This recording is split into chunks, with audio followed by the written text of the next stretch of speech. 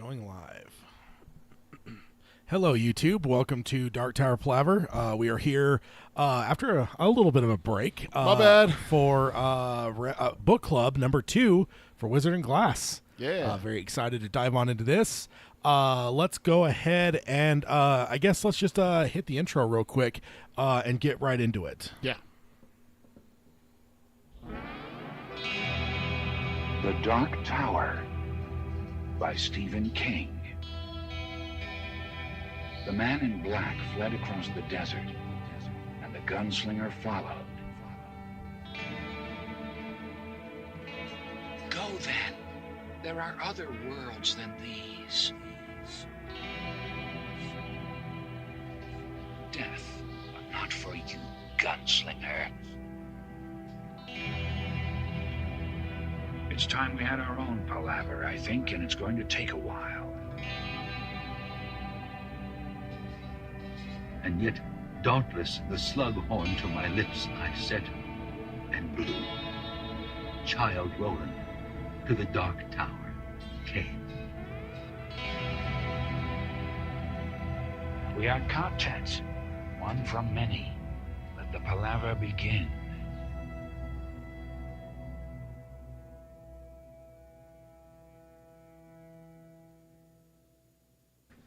Hello and welcome to Dark Tower Palaver. This is our podcast covering Stephen King's magnum opus, the Dark Tower series, as well as the extended Dark Tower universe. My name is Tad, And I'm Peter. and we're here for the book club number 2 for the Wizard and Glass, the 4th book in the Dark Tower series. We just barely started that. I don't know, what was it? Was it last month?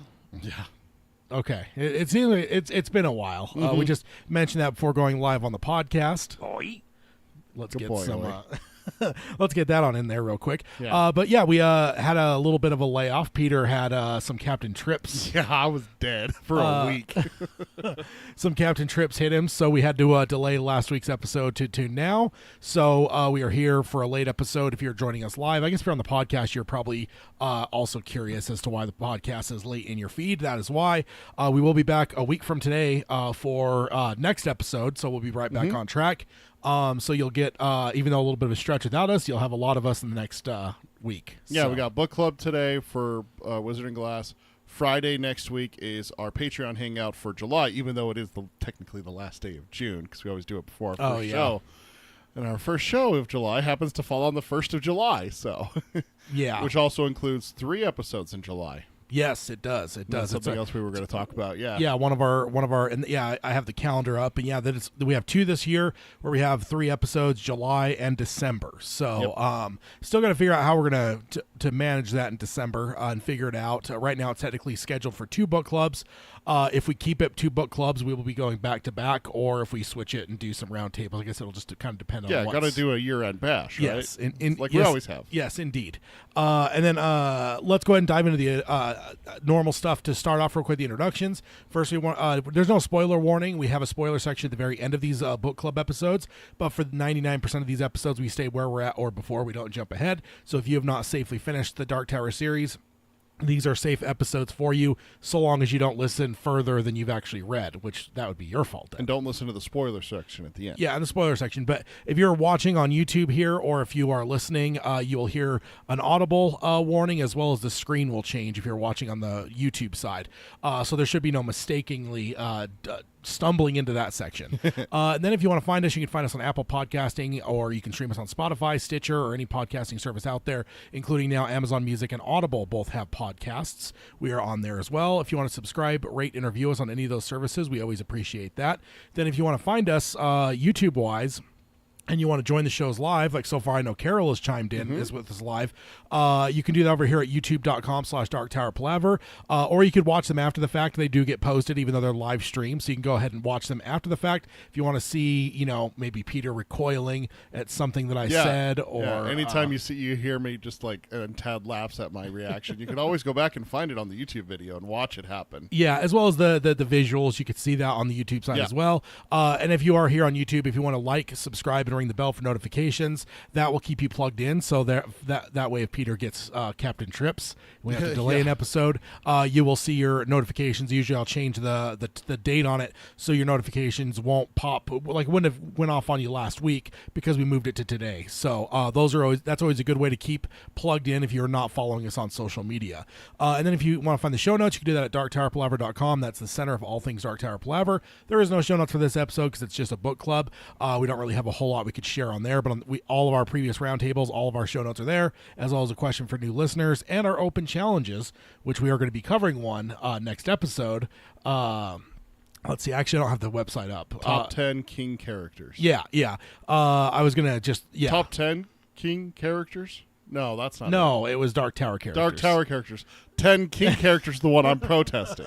That's one we'll do later now that you've That's not happening. No, that's not happening. That's what it was. Yeah, so if you want to find all that, you can go over at darktowerpalaver.com, as well as it has links for everything that we're covering here. Then if you want to support the show, Peter already mentioned we're having a monthly hangout for Patreon. So if you want to join us on Patreon, you can do that at patreon.com/darktowerpalaver, as well as our Discord server where we are chatting weekly, all the time, daily. We have had a number of good discussions over the last couple weeks, King-wise and Dark Tower-wise. There was one I wanted to write it down and I forgot. It was right at the tail end of when I was getting sick, and I watched the conversation instead of participating because I was just still like death warmed over there. Yeah. But there was a really good one. I think it was you, Josh, and Chris were talking about something like, I think it was to do with Flag, and I was just like, I'm not chiming in. So I know what'll happen if I chime in or something. Yeah, you'll just slander him. But then if you want to contact us, Peter can let you know the best ways to do that. Best ways is email. We have 2 emails still. It's our old email, darktowerpalaver@gmail.com. And then we're switching to our new one. It's show@darktowerpalaver.com. Probably making like the permanent switch, like only going to say show after another couple months.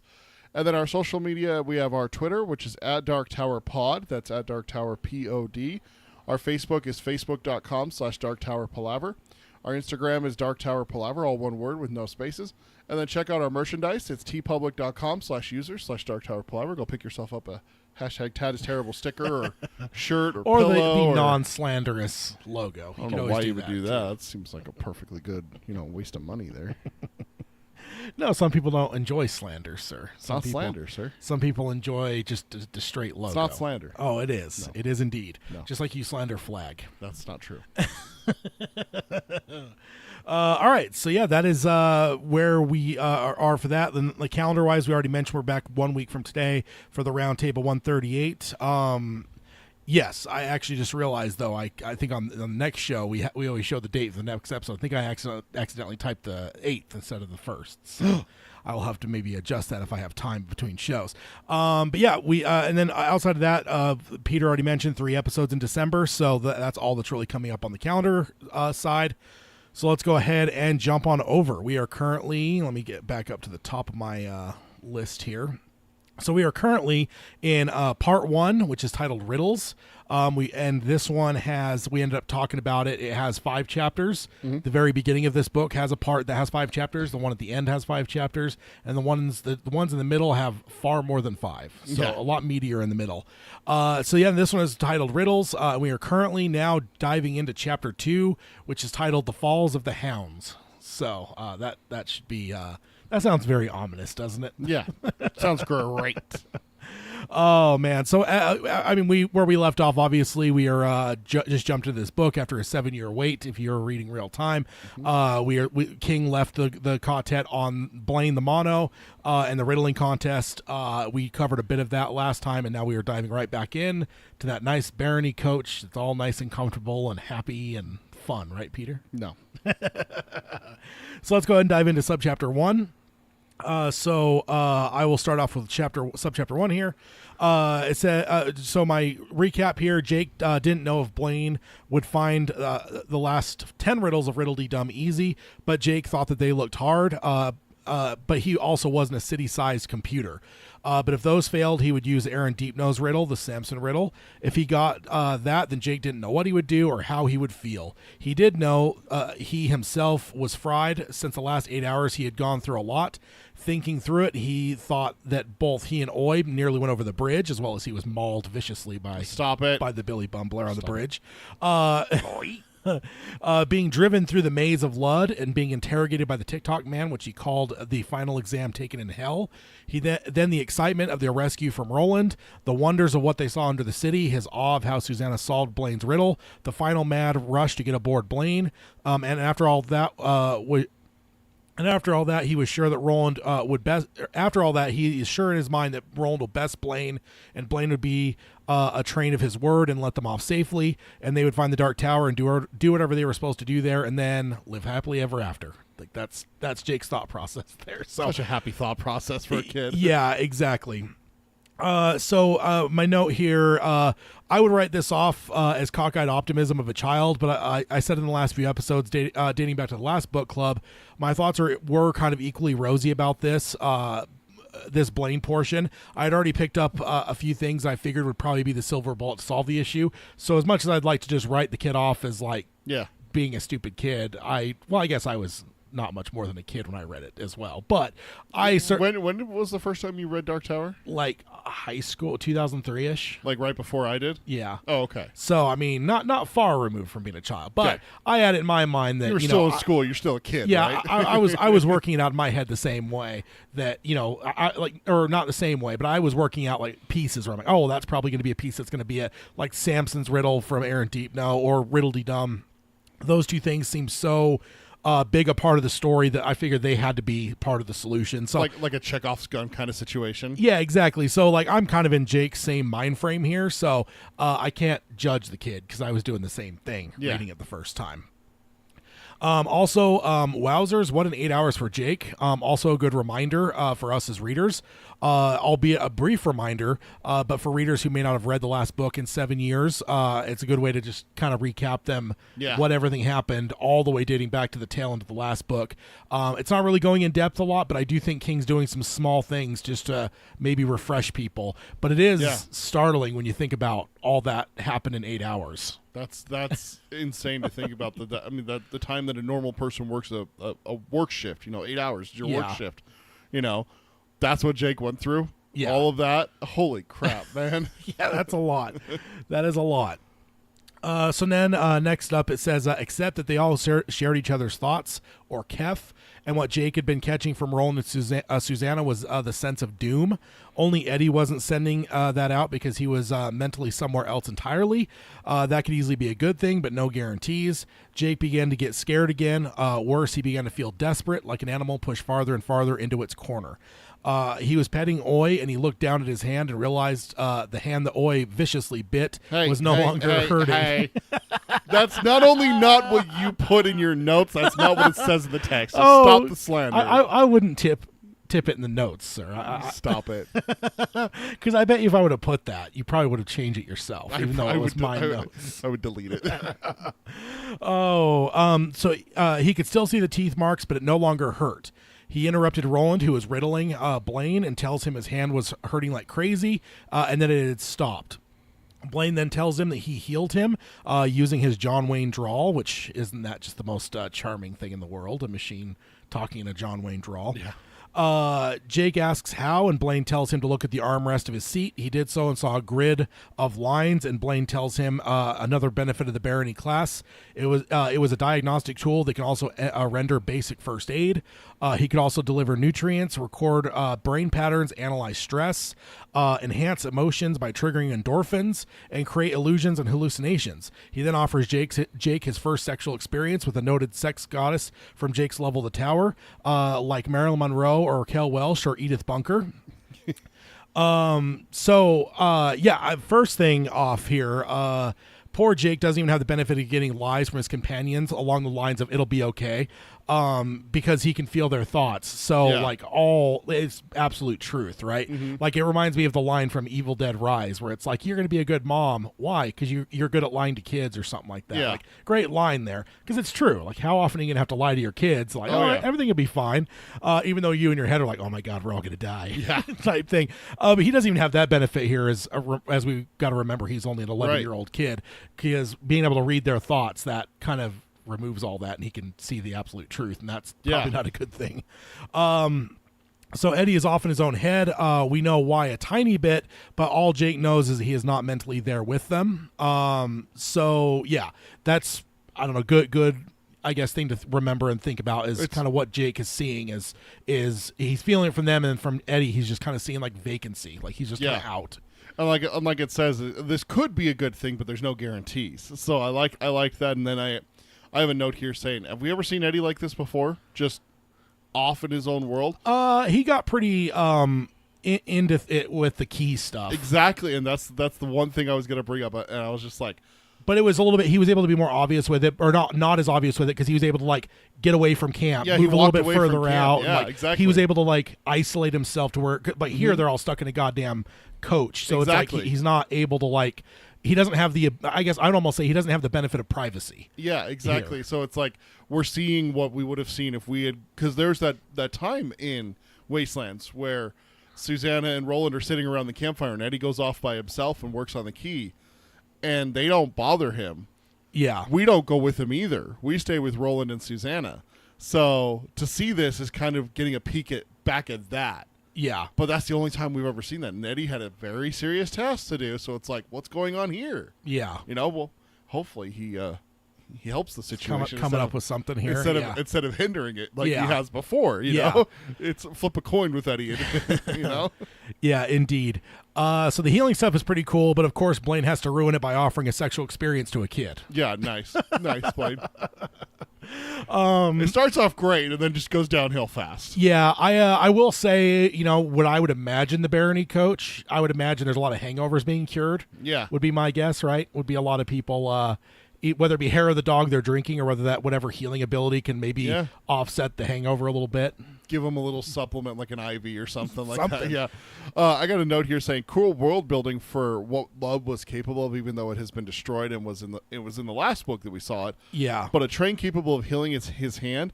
Imagine what their hospitals could have done at the height of their technology and stuff. One clarification, not healing, just stopping the pain. Because he says he could still see the marks. Yeah. But it was like super painful. Well, and it says that it can provide basic first aid. Basic first aid. So. But I think that because I had it in my head that from memory that it was actually healing the wounds, and it's not doing that. It's just stopping the pain. So it's like probably giving him some sort of painkiller of some kind. Yeah.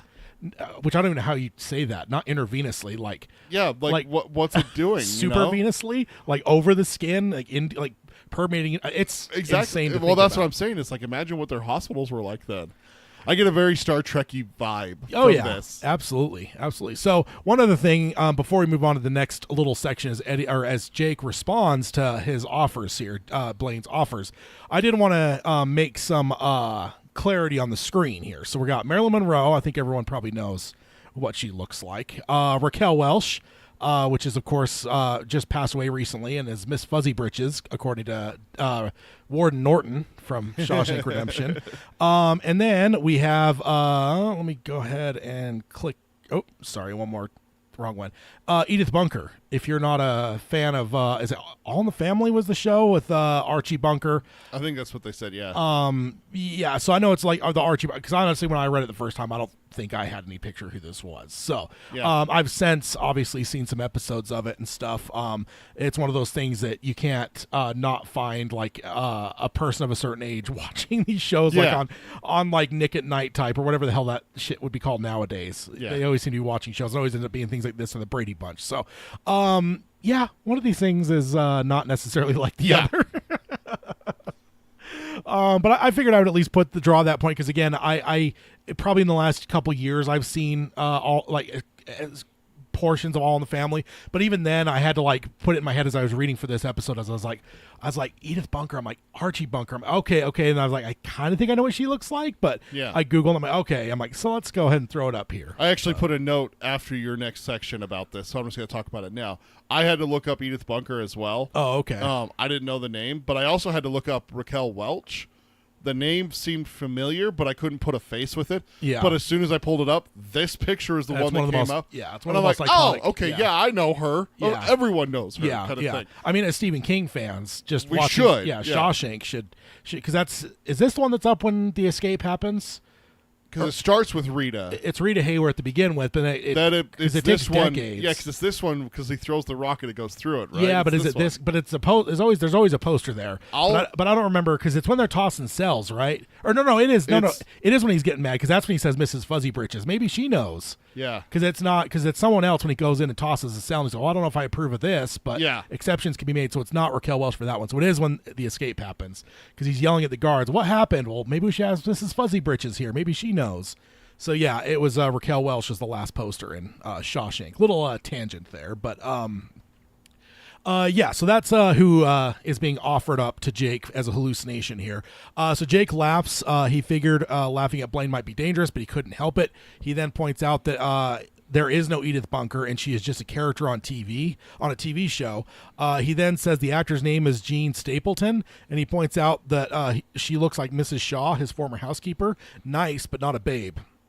There was a long silence from Blaine, which I guess also that would give you an idea of what Mrs. Shaw looks like. Which, you know what, I will say, I never really pictured her this way. Yeah. I don't know what I pictured necessarily, but I don't know. Yeah, hard to say. There was a long silence from Blaine, and his voice had lost all of its fun and was not just cold, or his voice had lost its fun and was just as was super cold as he cried Jake pardon and then withdrew the offer of a sexual experience. Jake covers his smile and tells Blaine that's fine. He thinks he's still too young for that anyway. Roland and Susanna are looking at each other. Susanna is from too early to know the show in question, but gets the gist and mouths the word mistake. Blaine had made a mistake. If he made one, he could make more. Maybe there was hope after all. But Jake took that hope like he had taken the alcohol at River Crossing, just a tiny bit. Yeah. Cautious little kid, isn't he? Yeah, indeed. And hey, I can't blame him. So far, everything that King has given us for this poor kid wouldn't necessarily lend him to being the most hopeful of children. Right. So my notes here, when Blaine listed those, one of them definitely is not like the other, like I mentioned earlier. Blaine is not taking his mistake very well, as well, and that is very unsettling to me. Just all the joviality that he's had and all that kind of stuff is all suddenly gone now. It's just like this cold, almost like, I don't know, just evil voice. Yeah, and that's where my note comes in, is him becoming a bit hostile here and like cold and everything. Makes your theory about having to shoot the dish out and make him stop even more prevalent at that point.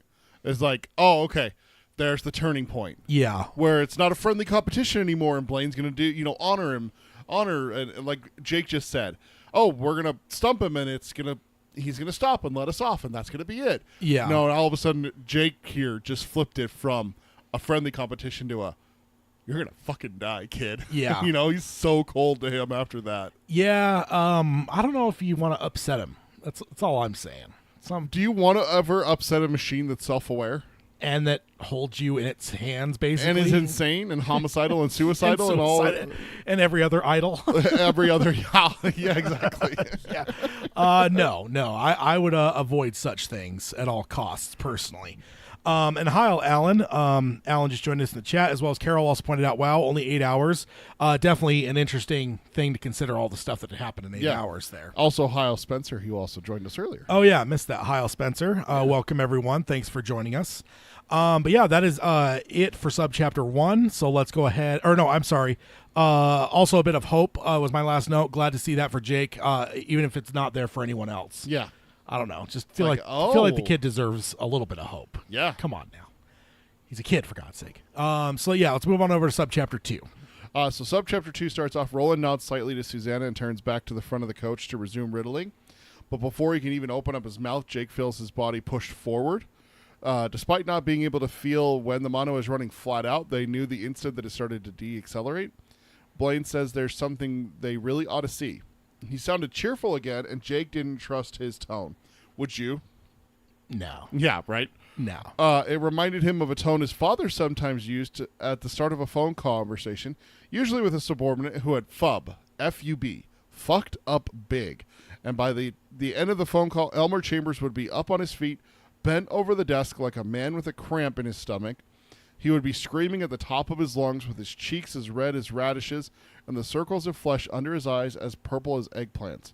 Blaine says he has to stop here and switch to battery power, and that means pre-charging. So, do you think Blaine made it so that they could feel the de-acceleration, or is it something that he couldn't control? Because so far, they haven't felt a thing. Have Have they not? Because I know they're not feeling any like bumps or anything on the whatever. Yeah. But did they feel some bit when they were accelerating? They did feel a little bit when they were accelerating. I think there's just gonna be a matter of when you get to that like that last portion of acceleration or deceleration, like you're gonna feel something. Mm-hmm. So I thought the same thing, and I wanted to ask you to see if we were on the same wavelength because I wanted to point out that actually shows a little bit of lack of control on Blaine's part. He's not God in this scenario for them. He doesn't have full control over everything. Because if he could make it to where they wouldn't feel acceleration and deacceleration at all, that would be even a little bit even more scary that he has that much control over their bodies inside of his coach. yeah. So, the description of Albert Chambers is a fun image for a kid of 11 to associate with his dad. Yeah. Like that's what image pops up when he thinks about his dad, in this scenario and everything. I just picture like a cartoon like bulldog just like going nuts, like with mouth flapping and shit, eyes all red and stuff. That's what I'm picturing with this. Oh yeah, absolutely. Yeah, indeed. So my note, Jake's dad fits what pop culture says about dads of his era. Very career driven and not very warm or loving to the kids or even the wife. Definitely see where this kid has the baggage that he does. Yeah, and also it's the thing like the city that he lives in. You watch those old timey TV shows and you see like the certain careers in certain cities. Yeah. Like kind of like Mad Men, kind of thing. Yeah. Like in that era in Los Angeles or New York, it's a career man. Well, this is the kind of person he's going to be, right? Yeah, and that's exactly what I was thinking of is Mad Men, like Don Draper is never as warm and loving to his kids. He's always just kind of the stern dad type thing. Not necessarily as bad as Elmer here. But, I would say he's a little bit more loving to his wife, but you also see some in, pop culture where they're not super loving to their wife either. Like at all. Yeah, they're just cold fish the whole time. Yeah, exactly. It's because they have to, execute the art of the kill. Like Elmer talked about. They talked about Elmer earlier with that. Yeah. So the mono stops with a barely perceptible jerk, which is insane to think about. I've been on a train. Have you been on a train? Yeah. They stop and they stop. Brace yourself. Yeah. The walls around them become transparent once again. Susanna gasps with fear and wonder. Roland moves to his left, feeling for the side of the coach so he doesn't hit his head, then leans forward with his hands on his knees and his eyes narrowed. Oi starts barking again. Only Eddie seems uninterested by the breathtaking view provided by the Barony coach's visual mode. He glanced around once, face preoccupied and somehow bleary with thought, then looked back at his hands. Jake glanced at him curiously, then stared back out. They were halfway across a vast chasm, and it seemed they were hovering on the moon-dusted air. Beyond them, Jake could see a wide, boiling river. Not the Seine, unless rivers in Roland's world could run in different directions at different points of their courses. Jake doesn't know enough about Roland's world to entirely discount that possibility. Also, the river was not calm and placid. It was a raging torrent that came tumbling out of the mountains like something that was pissed and wanted to brawl. And that's a direct quote. Pissed and wanted to brawl is directly from the book. That's how King described it. Yeah. And what's the biggest river you've ever seen in person? I couldn't tell you. Mine's the Columbia River up in Washington. It is a big river. Gets really wide at points, goes over waterfalls and stuff like that. Yeah, what's the one up in Idaho? But it's like way down. Like the Snake? Is it the Snake River? I think it's the Snake. I mean, I don't know. We don't have a lot of rivers here. I mean, not that are rivers you could actually speak of and actually call rivers. But like when I went back to the Midwest for a trip, I don't think I really saw. I saw some of those like iconic like Midwest bridges that look alien to someone from Utah. Yeah. But I didn't ever get into a spot where I was getting close enough to those bridges to see the rivers they were going over and stuff. So not a lot of river experience in my life. Yeah, I whitewater rafted on the Snake River, which just seemed like a normal river like you would see kind of thing. That's the river that's in Yellowstone, by the way. Oh. That is in a couple different scenes throughout the series. Yeah. I did see a river in Yellowstone when I was there as a wee lad, too. Yeah. So I remember seeing some buffalo crossing the river. It was probably the Yellowstone River, so that could have been that one. So. I've definitely seen a few rivers. I definitely haven't seen like the Mississippi or the Amazon or the Nile, any like those. Or the Missouri or the Colorado rivers are a pretty big one too, down in southern Utah. Yeah. Not something that you would ever go. No. Whitewater rafting? No. Ted's on a whitewater rafter? No. No. But I just remember the Columbia River being massive at points, crossing it. And it was one of those rivers too that I don't know why they did it this way, but we crossed it like 6 times driving down the road. Like, if it's parallel to us, like, fine. But it's when you're because it snakes around. It kept snaking, so Yeah. they built the road like right over that. Yeah. I'm just like, all right, I guess that's that you just kind of built it there. But it was kind of fun going across all those different bridges. But yeah, the Columbia River, massive river there for that. Yeah. So what do you got? So I can't wait to see this stuff brought to life. I can just imagine how cool this will all look on screen. I have somewhat of an image of this, but I'm pretty sure there's some artistic fucks that can make a lot cooler thing than what I'm seeing in my head. Oh yeah, absolutely. And, I can't wait to see some of this just vast stuff. The other thing I want to point out here is Jake's talking about that it's not the Send. It doesn't have to be. You could also have two kind of rivers that maybe converge at some point and tee off somewhere else. So, that would make it not be the Send anymore. But right. Yeah. Well, no, but what he's saying is that the Send was. No, I know they'd be going different directions. So that's what I'm saying. If you had two different rivers going different directions, they kind of teeing down to like off in another direction, like, and maybe they were like kind of going in the same where they were kind of lined up, but then at some point they that's hooked away. That's the interesting thing is that's physically impossible. Not in this, maybe this world. That's I think what the line is saying is that he doesn't know enough about Roland's world, but in our world that's not possible because there's the continental divide. Yeah, it either flows east or west, basically. And we know that Roland's world is not one for rules. This is true. There's a lot of things we've seen so far that are like, wait, what? Alan says that the Columbian snake for him for rivers, yeah. I flew over the Mississippi and I didn't pay attention to it. I feel kind of dumb that I didn't. Yeah, I don't know that I ever have. I guess when I flew to Florida, maybe, but you would have had to cross the Mississippi there. Unless it just went, I think we may have actually gone over Texas then over the Gulf. Oh, you went down and south around the Gulf? I think so, because or if I did, it wasn't something I was sober enough to pay attention to. I flew from Denver to Boston, and then when we came home, it was from Atlanta, Georgia, we flew to Denver. So I should have seen the Mississippi twice. I don't know how I missed it both times. I have no memory of it. And that's one that you can see from up there. It's a big river. But the pilot probably bamboozled you. Yeah, probably. Said like, "Hey, if you look to your right, or the right, your Mississippi." He's like, "Hey, look to the left. There's a Bigfoot." Huh? Everyone's like, "Huh?" Jerk pilot. And then I just have to ask here: do you remember the first time reading through this? What you thought was up with Eddie? No, I don't think I was thinking too much about it. I figured at some point King would show us. I wasn't worried about it, though. And in fact, I was probably hopeful that, that might be the key to what's going on here. Again, it's kind of weird because it's like shit starting to conflict in my mind because it's like it should be either Deep Nose thing or the book. Yeah. But then you also have Eddie kind of doing his Eddie thing that like could also be I'm just looking for light in the tunnel here as a reader. Yeah, how are they getting out of this? Yeah, and it's like now I feel like I'm maybe seeing multiple lights and I don't know which one's real. Yeah. So I don't know. But I wasn't super worried about Eddie, but I don't know if I really had much thought like what it actually would be. Because again, I think I probably expected that King would show us at a certain point, or they do the whole movie thing where it's like, hey, I've got a plan for this like heist, and then they don't tell you what the plan is because you're just going to see it unfold. Like, could have been one of those too. All right, here's the plan. Screen goes to black, and then it's them executing the plan. Yeah, Yeah, because the only thing. Yeah, sometimes that aggravates me, but at the same time, how shitty it would be if they actually told you the whole plan and then you watched it.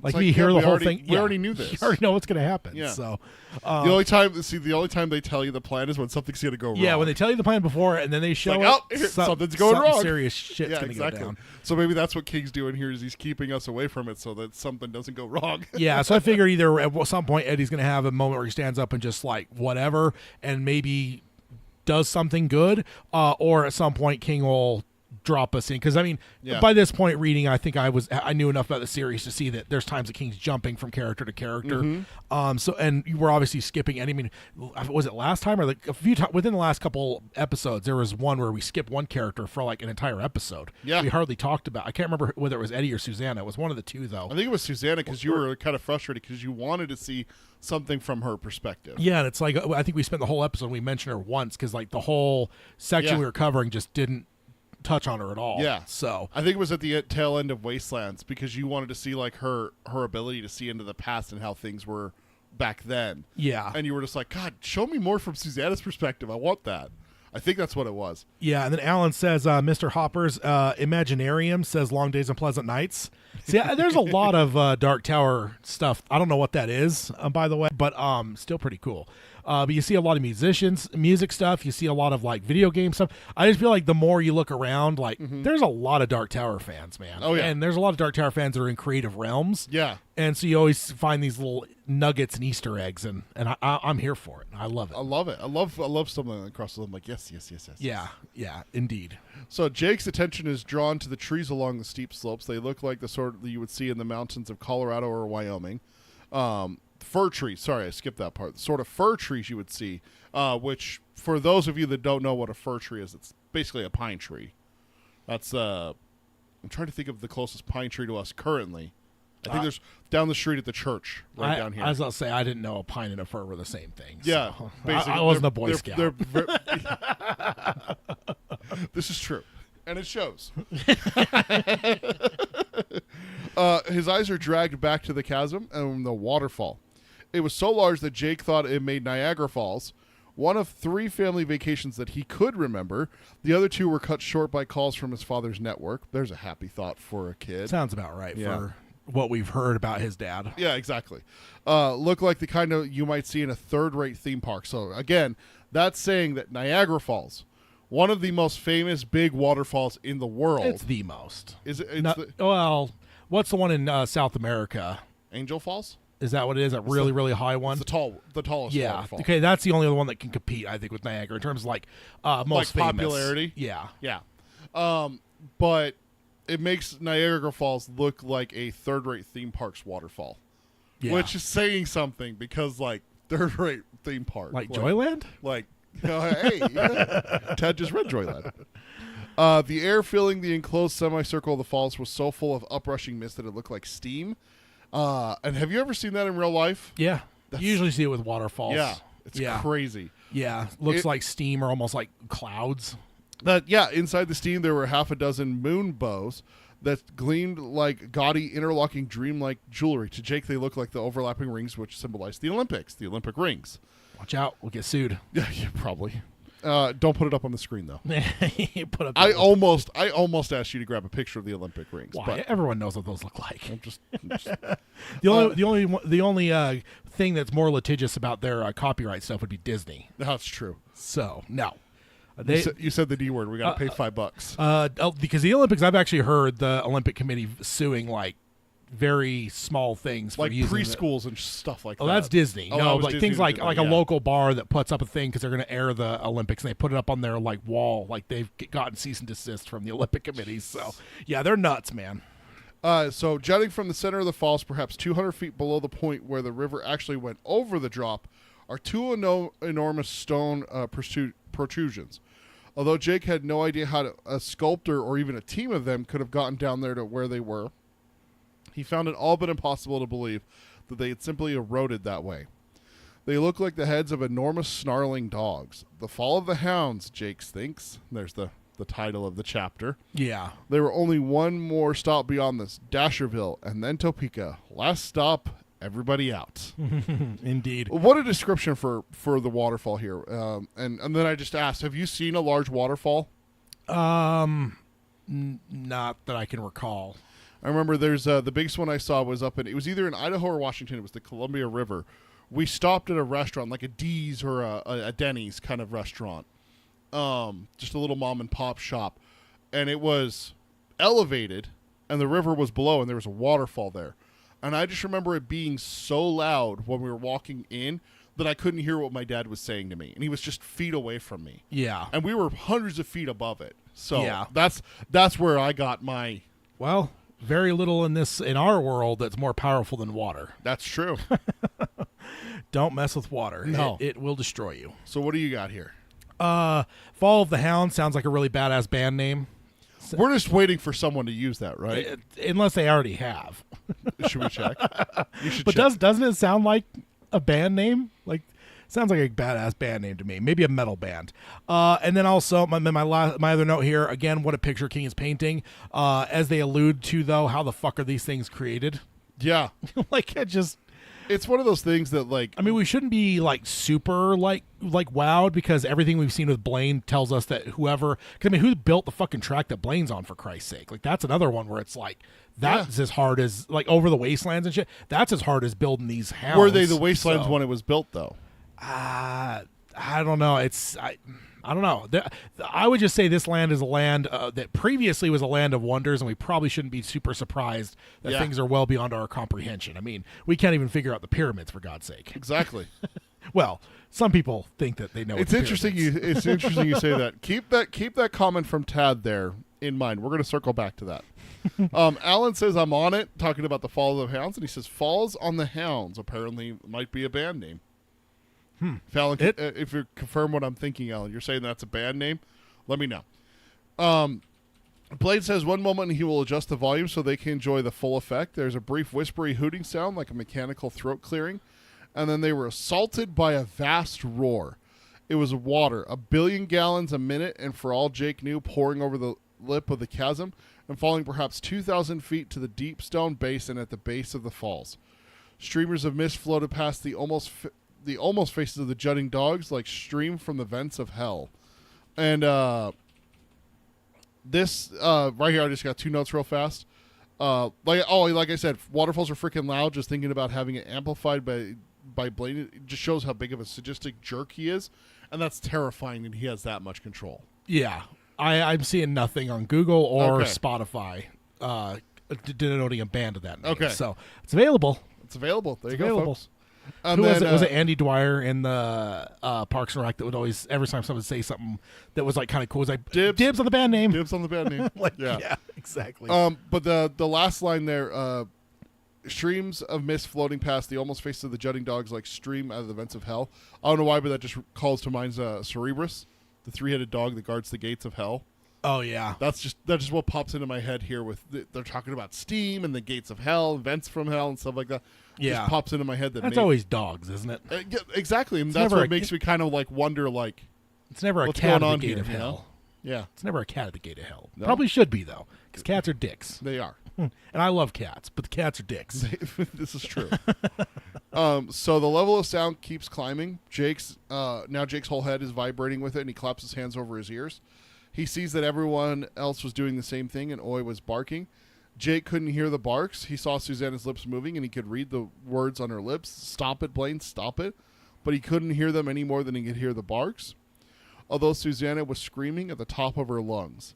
Still, Blaine increased the sound of the waterfall until Jake could feel his eyes shaking in their sockets, and he was sure his ears were going to short out like overstressed speakers. Then it was over. They still hung about the drop, and the moonbows still made their dreamlike revolutions before the curtain of endless falling water, and the brutal stone face of the dog guardians continued to jut out of the torrent, but the world-ending thunder was gone. For a moment, Jake thought he was deaf, and but then he realized that he could hear Oi barking and Susanna crying. The sounds were distant and flat, like he had cracker crumbs in his ears, but then the sounds began to clarify. Eddie put his arm around Susanna and looked at the route map and said, "Hey, nice guy, Blaine." Blaine says he's merely thought they would enjoy the sound of the falls at full volume. His voice sounds like it's laughing and injured at the same time. Blaine says he thought they might help them forget the regrettable mistake in the matter of Edith Bunker. Jake thinks, oh, great, this is all my fault. Blaine might be a machine and is suicidal one at that, but he still doesn't like being laughed at. Jake sits next to Susanna and puts his own arm around her. He could still hear the falls of the hounds, but it was distant. Yeah, That I get it the is Jake's fault too. Let's just stop it. Yeah, because the homicidal, suicidal, Oh. insane machine has nothing to do with it. Also, you know? I have to just call it out here. Whether it be Tim Curry or Mark Hamill, can you not just picture all of this? Oh, yeah. Just every vindictive note of the voice, all those different like levels of the, because like you got the cold like evil voice, you've got the jovial, you got all the different accents and voices. You've got this where he's like also slightly hurt but also jovial. Like there's so much that like, dude, a voice actor could sink their teeth into this role, and I think that Tim Curry and Mark Hamill's one of the two is my choice. Absolutely. I'm pulling for Mark Hamill. I really want Mark Hamill. But I get the image of a guy hunched over the controls, twisting the knob, turning the volume up and watching a screen of them covering their ears and trying to scream and just smiling. Like Igor from Frankenstein. Yeah, something like that. Or the one that really comes to my mind is like Riddler, where he's like torturing Batman and Robin. He's cranking up the volume, and he's just take that, Dark Knight. That kind of vindictive insanity, kind of thing. Yeah. You made me feel stupid. Yeah, take that. Yeah. Yeah, it's someone that thinks highly of themselves. It's not smart to make them expose their stupidity. And that's why the Riddler always comes to my mind when it comes to like Blaine. First off, riddles. Second off, Riddler's complex is really that he is the most intelligent man, and Batman's a bubbling buffoon. But somehow Batman always solves his riddles and always stops him, and that kind of thing. And it always pisses him off so bad. That's what Blaine really reminds me of. Yeah. So my note here: poor Oi couldn't cover his ears. I wonder if bumblers have sharp hearing like dogs do. Oh, that's a sad thought. That's all I think about when I hit this section. Because I'm like, everyone else is like plugging their ears with like absolute like full on, like not just like, oh, I'm gonna kind of plug. No, they're like, oh God, oh God, yeah. Oh God. And that poor little guy can't do anything. He just like sit there and bark. Yeah, all he's sitting there is barking with the. And again, if he has the sharper hearing like dogs do, which we might assume, then it would be even that much more horrible for the guy. So. I think there is indications that he has pretty good hearing too. Yeah. So. Oh. Oh, so beyond that sad thought, though. Also a cool spot for a sound engineer for a TV show. They could have some really fun time making a way to figure out the way to do this and basically make the audience experience this as much as they can. It just goes to a black screen and says, please turn your volume all the way up. No, because and it's not even about volume. It's about how do you make the audience feel like they're feeling what these characters are without like, hey, you've got to have your volume turned on. No, but like this could very easily be one of those scenes where the volume drops and all of a sudden you hear nothing and you're seeing people's mouths move. Like they do that all the time. Yeah, you could do something like that, but I think like you could also add some sound in there of some kind that could like convey the. I don't know. I'm just saying I'm not in that realm, but I can imagine there's somebody that can come up with some really cool ideas. There's been really cool stuff done with like the hearing loss and stuff like that. Like someone's close to a bomb that goes off and they're like, oh no, I'm deaf. And and the audio slowly, drops out and slowly stuff. starts to come back. There's that ringing and everything, like exactly like that. Yeah. Then the cherry on top of all this is the laughing intertone of, oh, weren't we just having fun? Blaine is such a jerk. He's that kind of jerk that it's all fun and games when it's at other people's expense, but as soon as it's at his expense, he has to lash out like this. Yeah. That just shows you like his level of insanity is actually like very human, because we know characters like this and we know people like this. I'll say he's a Piper kid. Yeah. From Jake's world. Like he's a kid that would enjoy giving a kid a swirly. But the second he gets in trouble for that, he's like, oh, we were just having fun. Exactly. What? Like what? Yeah, exactly. And then the next time he sees that kid, all of a sudden it's a punch in the face. It's very Henry Bowers. That's what I was just about to say. It's a very Henry Bowers. Is that, oh, it's, take your whooping and take it, the way I want it. But if you run and you escape me in freezes like Richie did, the next time it's going to be worse. Oh, you got away that time too? It's funny? I did that same thing to my little brother. Because he was always faster than me. Yeah. So I'd be like, dude, you keep running, it's just going to be worse because eventually I'm going to get you. And he would just stop and take it. Yeah. Gosh, you bully. I shouldn't call you a bully. You big brother. That's what it was. It's what it was, indeed. So Roland asked what happens here and how Blaine charges his batteries. Blaine says he will see shortly, and in the meantime, try him with a riddle. Roland says this is one of Court's own making, and it's posed many in its time. Blaine says he's waiting with great interest. Roland pauses perhaps to gather his thoughts and looks up the roof where the roof should be, and it's only a starry spill across a black sky. Jake could pick up Aton and Lydia. Shout out to my wife Lydia. Good to see a Lydia in the Dark Tower. I guess they have already told that story. Yeah, they did tell that story. Aton and Lydia, the old star and old mother. Yeah. 2 stars they didn't recognize and everything. And it was oddly comforted by the sight of them still glaring at each other from their accustomed places. Roland looks back and gives the riddles, which Blaine solves instantly. Gives the Court riddle, which Blaine solves instantly. Then says that the riddle origin isn't Court, but from a Jonathan Swift of London, where Roland's friends come from. Roland says, thank you, Cy, and the answer is true, and says that as for the origin of the riddle, it's probably true as well. He long suspected Court knew of other worlds, as he held palaver with the Manny who lived just outside the city. Blaine says he doesn't care about the Manny, as they were a foolish sect, and to try another riddle on him. Blaine still answering instantly and correcting Roland on the origin is a bit concerning. Yeah. Like, there is no slowing him down. There is no pauses at all or anything. Just like, oh, shit. Yeah, indeed. I figured if King wanted any riddles created by Court or whoever that were actually created by them, that would mean that he'd actually have to make the riddles himself, which I don't think that's an easy thing to do. It's not. Create an unknown riddle that nobody's ever made before, and you create it yourself. Like, that's I think that's a challenge. So I could definitely see where King is just like, just grabs. And also, he didn't have the internet when he wrote that. Well, unless he was an early adopter.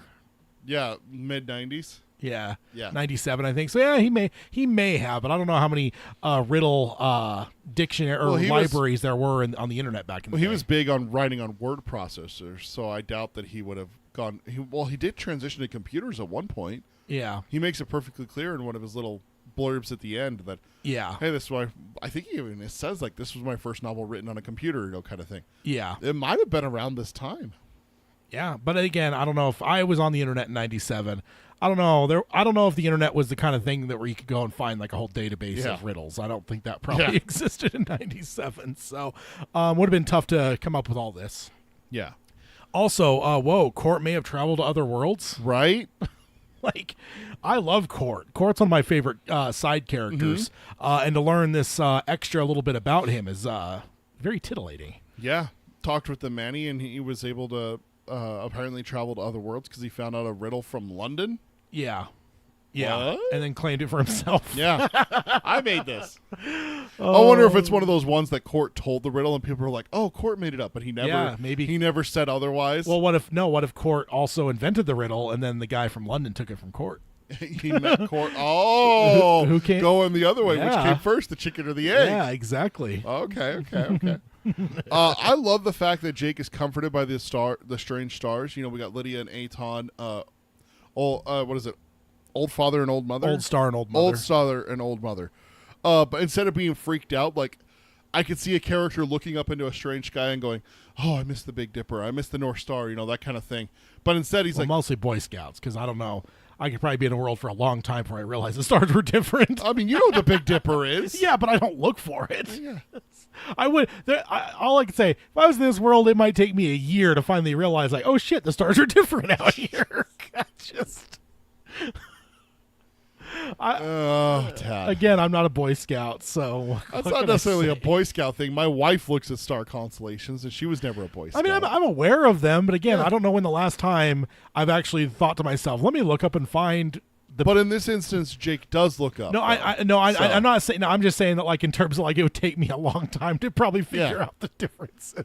But I just think it's cool that he's comforted by these strange stars instead of freaking out. Like, oh right, I'm in a different world. Like you could see that for a character. It's like, oh yeah, looking up and being. The movie did a good job of that because you could actually see like planets or something very nearby. Yeah. So very clear in the movie that it's a different world. You ever seen that picture where it's what it would look like if Saturn was in the place of the moon?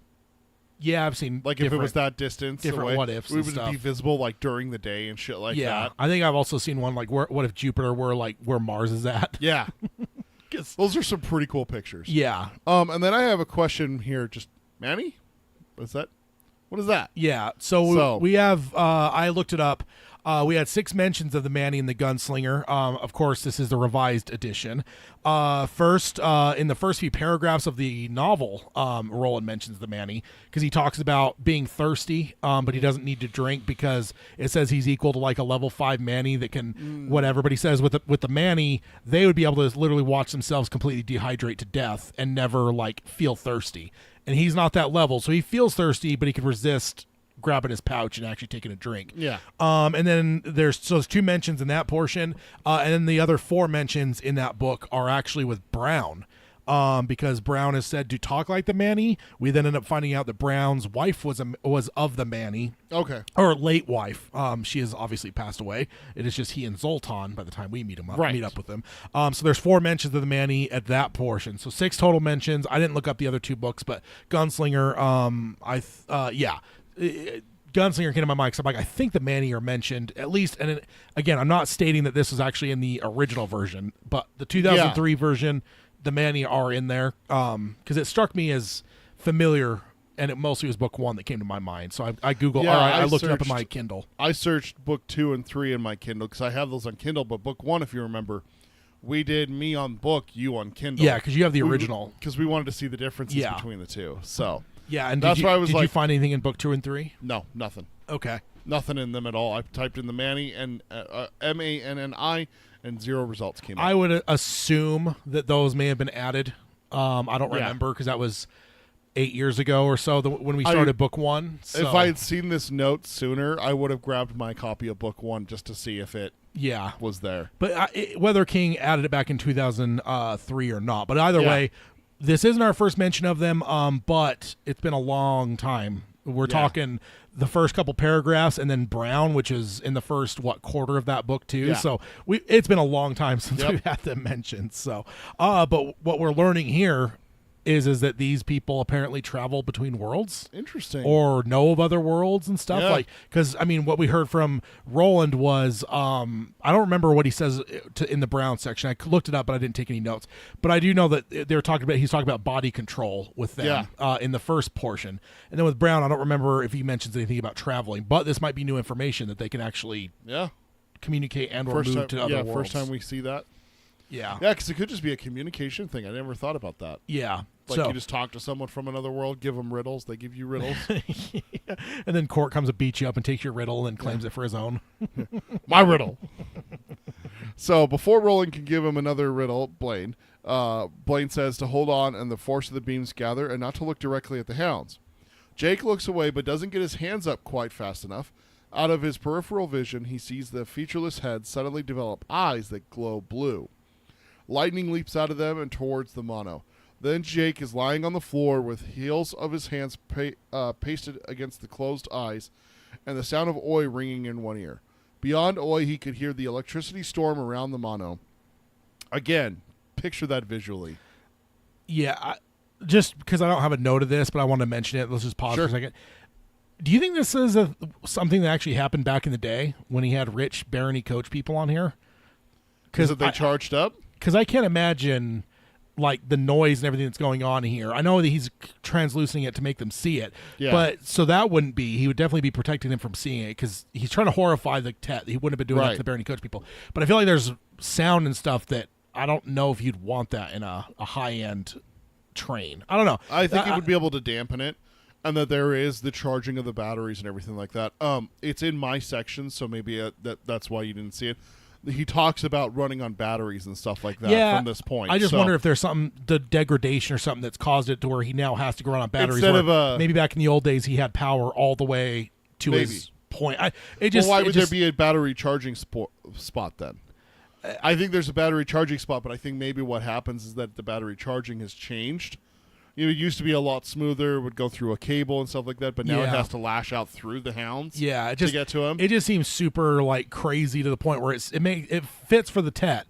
But I always just wonder world building wise, like what did this look like 1,000 years ago when this was rich aristocrats, taking this ride. Maybe this was part of the hound's construction is like see the hounds and the power of the beam, kind of, maybe that's part of the ride is that you get to see this. Yeah, it could be. Maybe that's it. I always ask those questions, though. I'm that kind of nerd. Yeah.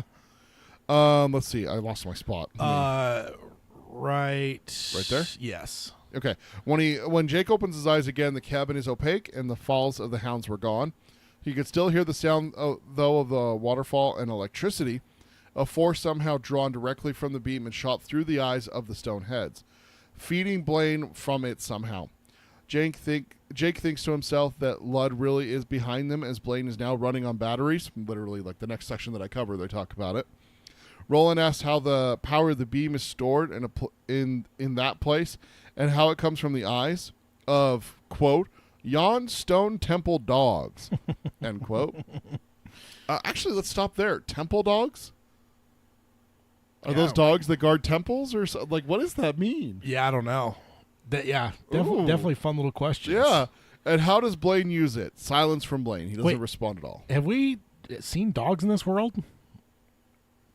Now that I think about it, we talked about bumblers, but have we seen reference to dogs? No. So another is that what they call dogs? Is temple dogs? That's the name of them. Yeah, just Like it's Billy Bumbler, temple dog. yeah, it's Maybe that's the only place they have dogs is temples. They're like revered as animals, like cats were in Egypt, supposedly. yeah.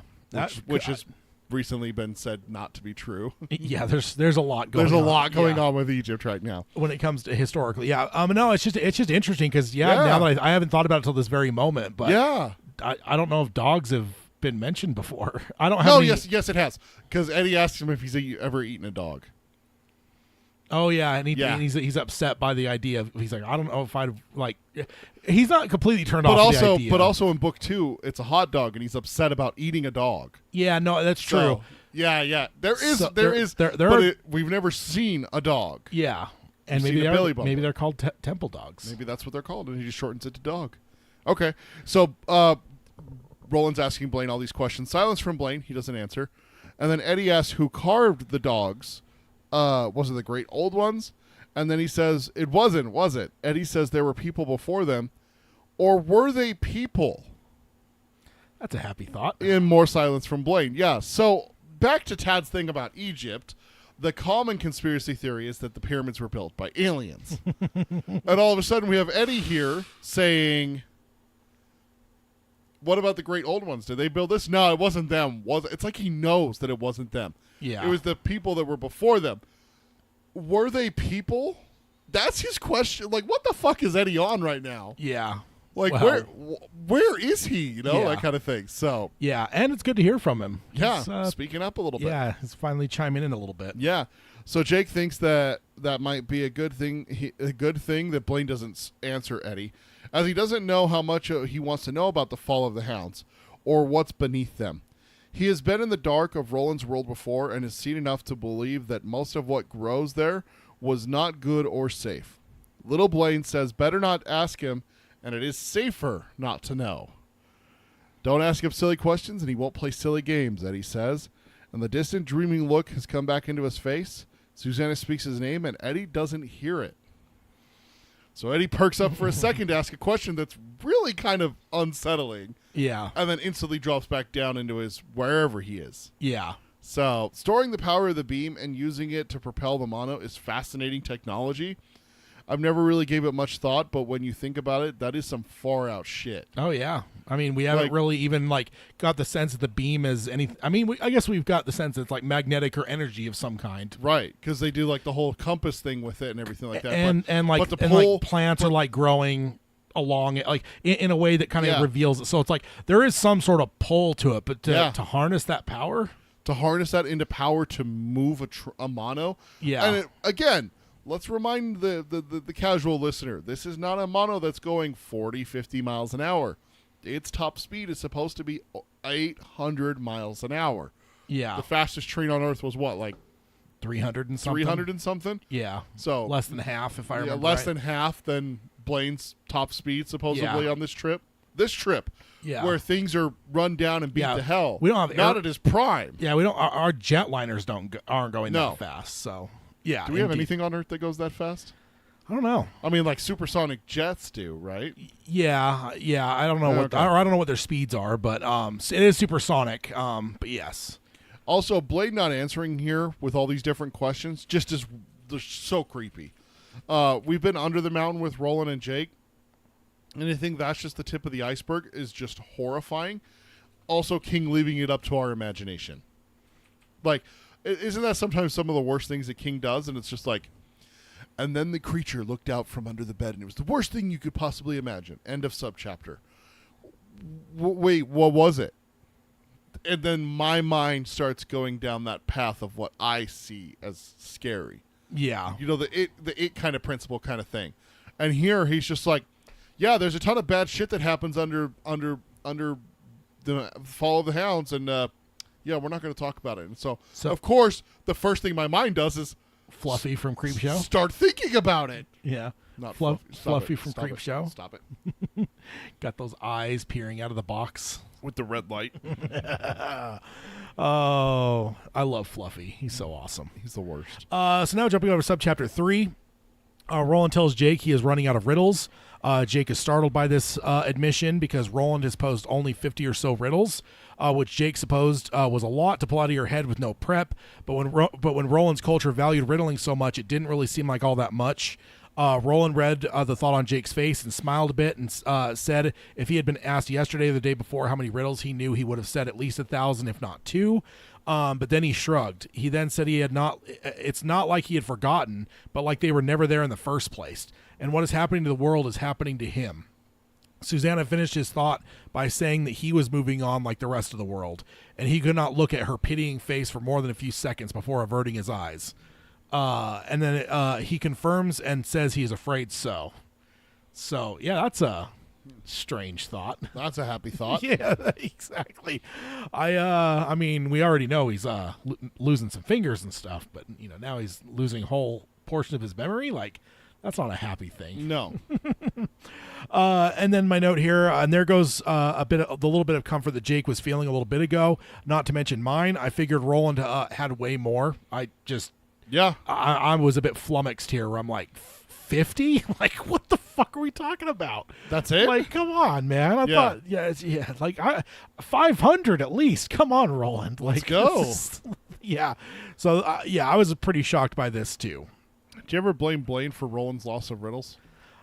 No, just because of the connection here to the world and stuff moving on. And honestly, like, with Roland, we don't really know how old he is. So it's like, is there some element of, you can't remember what happened to you when you were 4 years old, and but we're only talking a life of less than 50 years. So you're talking a guy that could potentially be a century or more. Because who was it that, at some point was like, oh, Gilead, was it Blaine that said Gilead fell like X years ago? So it's been a long time. So if Roland was around, no, it's not. It's not that. There was the reason why we pointed that out is because there's some disconnect. Because Aunt Talitha at River Crossing said something different. Like she had met a gunslinger, hadn't she, in her lifetime, and she's only a couple hundred years old, or like 100 years old or something like that. So it's like there's a disconnect there. We talked about it. Yeah, but if I'm going to trust some old woman or a computer that whatever, an insane computer, still a computer, man. With the way he's answering riddles here, sir. I'm not gonna doubt Blaine. He made the mistake with Edith. I'm just saying he made one mistake. So, but no, I don't. I've never really blamed Blaine. I just think that Roland is. I don't know. I still do. There's no way that Roland had selective memory loss of thousands of riddles in one day. And the other thing is it's not like he was the biggest riddler, right? Like both his dad and Cord have both said like Cuthbert was always better at the mental stuff than Roland was. Like if you needed a bull to plow a field or a gun to take out a freaking platoon, like Roland's your guy. But if you need someone to go through and play Resident Evil and solve all the puzzles, I don't know if Roland's your best. Right, but he even says here that he had thousands not even a day ago. No, he's saying that's what he would have said if you asked him. Yeah. But when you could say, yeah, I know like 100 jokes. It's like, cool, start listing them. And then you start listing them, it's like, I got 7. You're into 40-something, and you're like, dude, I've been fucking tapped. Like, so when you try to remember something is what you're saying. Yeah, you feel like it's like I saw a quiz online where it's like here's we've created a list of like 500 Simpsons characters. List as many as you can, and I was pretty disappointed by how dismal my results were because I felt I could have done way better than I actually did. But once put on the spot, I was like. Yeah, I'll just say, hold on to this thought a little bit while down. We'll have this conversation again about Blaine and his antics with this competition. Oh, ever the suspicious type, are you? So Roland is moving on as well as the world. Not a happy thought, just in general. I mean, I don't know what implications that could have for the future, but I'm not feeling that. Yeah. Roland asks Jake if he will be ready with riddles from his book when he is called on. Jake says yes. Roland says good and tells him to take heart that they are not finished yet. So, hey, at least someone here is trying to give the kid something, even though mentally he might be projecting doom to the kid. He's at least saying the right things. At least lying to his face. Yeah. I mean, that's what you got to do, right? Yeah. Blaine tells them that his batteries are now fully charged and all is well. Susanna says marvelous, and Oi mimics her with lust, including her sarcastic tone. So that's Good boy, Oi. that's interesting. Not only mimicking voice, but also like vocal inclinations. That's interesting. Blaine says he has some functions to perform, which will take about 40 minutes, and he'd like to continue the contest while that goes on. Eddie chimes in and says that it is like when you switch from electric to diesel on the train to Boston, but is saying this in a way that shows he is still not all there mentally with them. Blaine says, never mind Eddie, and Eddie parrots back the same words back to him. Never mind Eddie from New York. Blaine says, he parrots it back to him. Blaine then says he knows no good riddles, but Roland does, so try him with another. Jake remembers his essay, Blaine is a pain. Less than an hour later, Blaine begins to move again. So, Yeah. not fun. So my note here, Roland at least is trying to get Jake to buck up a little bit. Yeah. Which is interesting. That's not necessarily No. the Roland that we knew Yeah. not that long ago, really. Roland's evolving here. And I don't know. We've seen it over the course of the last book too. We saw a lot of evolution from him. I'd say book 1 and book 2, there was a specific Roland that was there. Even when he was at his like most weakest points and stuff, he was Roland. And now I feel like the last couple books we're getting some layers added to him, and it's interesting to see. Absolutely. I never knew that trains back east work like that, switching from electric to diesel.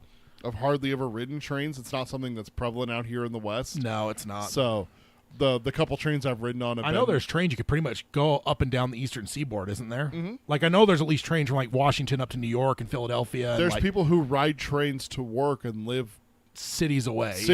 Yeah. So, but they ride a train to work and then catch a subway to they ride it into New York into Grand Central Station. Is that what it's called? I don't know if that's still a thing. And I thought that was like a historic thing. I think. I thought trains still go out of there. I don't think so. Yeah. Yeah, I'm not sure if it does. And then like the subways run out of there too. So like yeah, it's crazy to think about like that infrastructure there. But I know like other big cities have something like that. Not a subway, but Chicago has something. They have the raised ones. Yeah, I can't remember the name of it, what they call them, but like the above surface trains. Exactly. Yeah. What we should have done here in this goddamn city. Instead of doing trolleys. Yeah, instead of freaking road level ones, and then you can't do whatever. All right. Blaine talking some shit on Eddie here. Fucker. That's my only note. What a fucker. Oh man. But yeah, it kind of puts us into a spot as we move into subchapter 4 here, where we kind of realize Roland's about out. He's telling Jake, "Hey man, you're on deck. Get ready." Yeah. Not a happy thought. No. Not what I expected going into the riddle competition. I thought Roland had a lot more. Yeah. You know? Susanna watched, starting subchapter 4, Susanna watched with dreadful fascination as the flashing dot approached Dasherville, passed it, and made its final dog leg for home. The dot's movement had slowed down since Blaine switched over to batteries. She also thought the lights of the Barony coach were a little bit dimmer.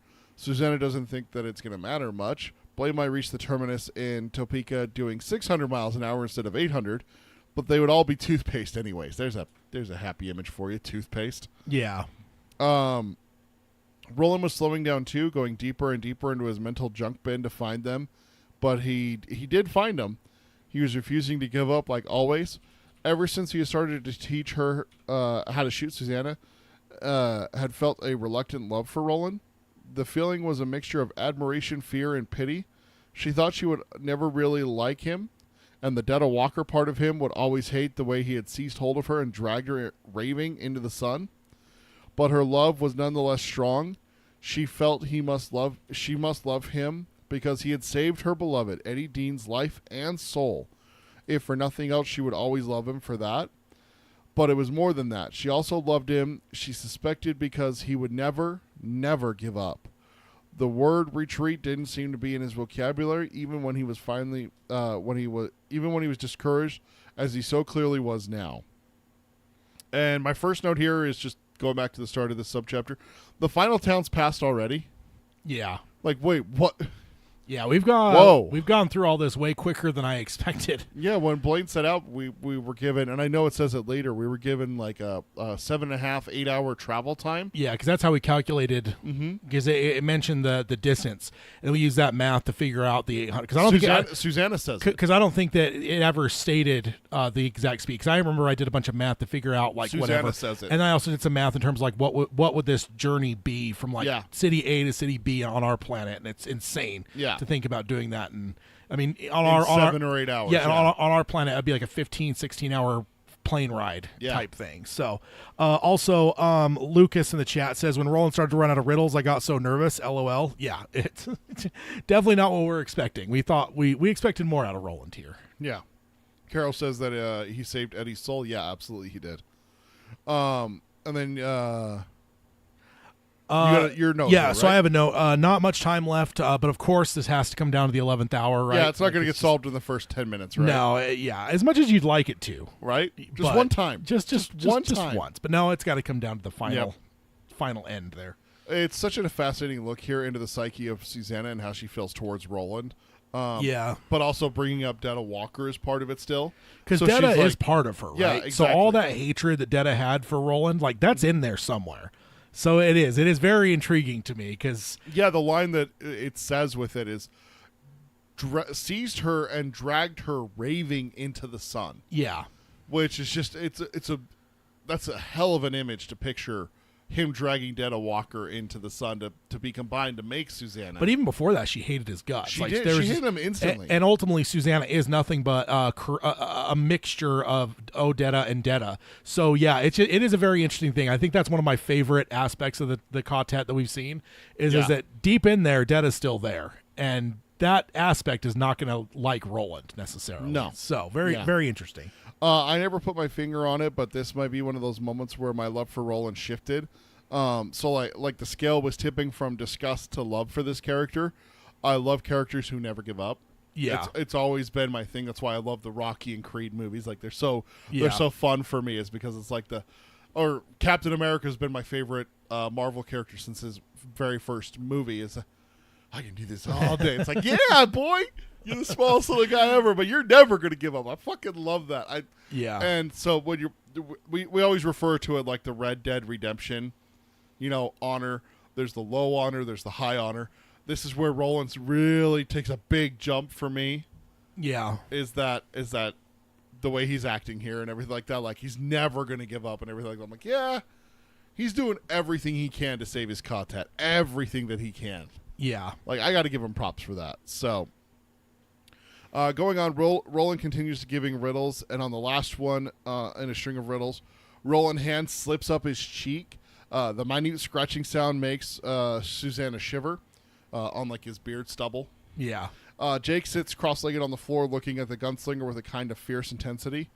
Roland gives another riddle, and when Blaine answers, Jake whispers, shit. Susanna looks over at Eddie and feels a passing ripple of irritation. He seemed to have lost all interest in the riddle contest and was zoning out in his weird 80s slang. She thought about throwing him an elbow, but remembered Roland shaking his head at her and didn't. You wouldn't think he was listening. He was thinking, but because he had a slacking expression on his face. But maybe he was. Maybe that's just his thinking face. Yeah. Susanna thinks if he is thinking, he better hurry up a little bit. Precious. The dot is still closer to Dasherville than it is to Topeka. But it would reach the halfway point in the next 15 minutes or so. Yeah, which I can't wait to see that on screen. Because, again, that's just one of those ticking time clocks, right? You just seeing that dot move. And it's not going to be like an old, analog. Like probably if they would have made this movie in 97, it may have looked old. But now it's going to be like a real-time. Nice, fancy digital display. Real-time moving line that you're just going to be able to see every inch ticking away, making you all nervous. So my note here is we're moving fast towards the end. I thought this was going to take longer the first time reading it, so I started to panic a lot here when Susanna's like, "Oh, yep, we're already past Dasherville," and I was like, "Wait, what the fuck? Wait, what?" Yeah, and same thing here. I didn't know going into this book how long this train stuff would take. I didn't expect it to take a huge chunk of the book, so I figured it would get resolved. But I don't know that I thought it would be as short as it seemed like it might be. So that's kind of where I was at. Yeah. And then I talked about it during the summary of it, but giving Roland a nervous gesture of rubbing his face and the sound it makes is really intriguing to me because we haven't really seen any kind of like nervous tics from Roland before. Yeah. So that's fascinating to see the character develop that. Yeah. I mean, he's probably had it. It's just we haven't seen him this nervous before. So it's like that building that anticipation of the scene and everything. And so I this next part I took word for word from the book, so I'm going to read it. Seemingly endless parade of riddles marched past her, one after the other, until she lost all sense of their fun and playfulness. Had it been so in the days of Roland's youth? She wondered during the riddle contests of Wide Earth and Full Earth, when he and his friends, although she had any idea they hadn't all been his friends, no, not by a long chalk, had viewed the Faraday goose. She guessed that the answer was probably yes. The winner had probably been the one who could stay fresh longest, keep his poor bludgeoning brain aerated somehow. The killer was the way Blaine came back with the answer so damn promptly each time. No matter how hard the riddle might seem to her, Blaine served it right back to their side of the court. Ka-slam. And that would be irritating. That Oh, would probably be that'd almost be the most deflating thing. Even more than Roland's like running out so quick, but just how quick he responds. And like I can't wait to see that on screen because I think the audience will pick up on that, where it's just how like literally like a beat after they finish the question, he's immediately got the answer. Yep. And like that's gonna drive everyone nuts and also fucking scare them because it's like, dude, there's no like this isn't like where you There's ask no a processing time or thinking time or anything. This isn't like when you ask a person and they sit there and they think about it and they roll it around in their head and then come up with the answer. No, this is like immediate, and that's, I don't know, just doesn't feel right. Absolutely. And my note here is the whole time what worried me the most is Blaine not even blinking about the riddles like we're talking about. While he got the Edith Bunker thing wrong, he hasn't hesitated at all for a single riddle Roland has given him. I was thinking that before this part, and it just drives it home. Yeah, that there is no second. Like you were just saying, when Roland is saying, like, "Hey, here's the strategy. We're gonna, prod from different angles, see where his weaknesses are, and then I'm gonna go at There's him. no weaknesses. No, like, it's an absolute fucking solid wall. Everything for the most part that we've seen, where it's just like, and you're just like. You just kind of throw your arms up. You're like, what are we going to do here? And we've been going for hours. Like, there's supposed to be some kind of a weakness. I can't remember what movie it is, but there's a movie where a character is down and hurt, and he's waiting for a character to show signs of turning back to the good side. And it happens, and he's like, there, a spark of hope. We have none of that. No. There's never been that moment. I can't remember what movie that is where it's like, oh, there, we have a chance. Oh, it's in Buffy the Vampire Slayer. It's a character's turned evil. I thought it was Lightning Teeth, maybe. No. A character's turned evil, and then another character's trying to stop her from doing something. And the person who's like connected to her, like magically, is like, she hits a guy that she loves, and he's like hurt, and she like winces, but she's been evil for so long. But then the other guy who's connected to her is like, there's the spark of hope. We have none of that here. No. There's no hope so far that's been given. The Edith Bunker thing was like, okay, there's a building block. Yeah. Now Roland's going to stump him at one point. Yeah. Or Blaine's going to be like hesitant, or he's going to say the wrong answer and then say, wait, no, it's this answer. And that's his final answer. We're going to get something. No, we're not. Yeah. We're getting nothing. Nothing. So my note, this seems like a cheat, really. Yes, he is sentient, but at the same time, he's a machine. I always think of like Star Trek. This is like having a math contest with Data. It's just not fair. Yeah, like, it's just you're playing with a creature on a different plane than you will ever be, and there's just no way that you're ever going to best it. Yeah. So Blaine might know, and ultimately Blaine might know millions of riddles from every fucking world in this entire universe that we're not even privy to. So it's just stumping him seems like a tall order at this point. Absolutely. And as Roland goes going on with the summary, as Roland goes to riddle more, Blaine interrupts and says that they will shortly hear his engines begin to cycle up.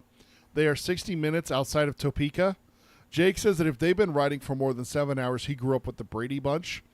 Susanna looks around expecting some kind of cruel retaliation from Blaine for Jake's sarcasm, but Blaine only chuckles, which I stopped and took a note, which is way worse, right? After his like falls thing, getting back at Jake for correcting him and pointing out that he was wrong and everything like that. Just chuckling. Here, Jake is flat out like, yeah, bullshit. Yeah. If we've been going for that long, I grew up with the Brady Bunch. You're expecting Blaine to come back with something, right? And all he does is... Which, again, Tim Curry, Mark Hamill. Oh, dude, right? So cycling up, No More Grace. There was a thought earlier that Blaine was maybe slowing down once the riddle started. That obviously is over. Yeah. Like, he's ramping up. He's going to be going way faster. So there's no more like... Yep. Yeah. Any element of this ticking clock slowing down is done for now.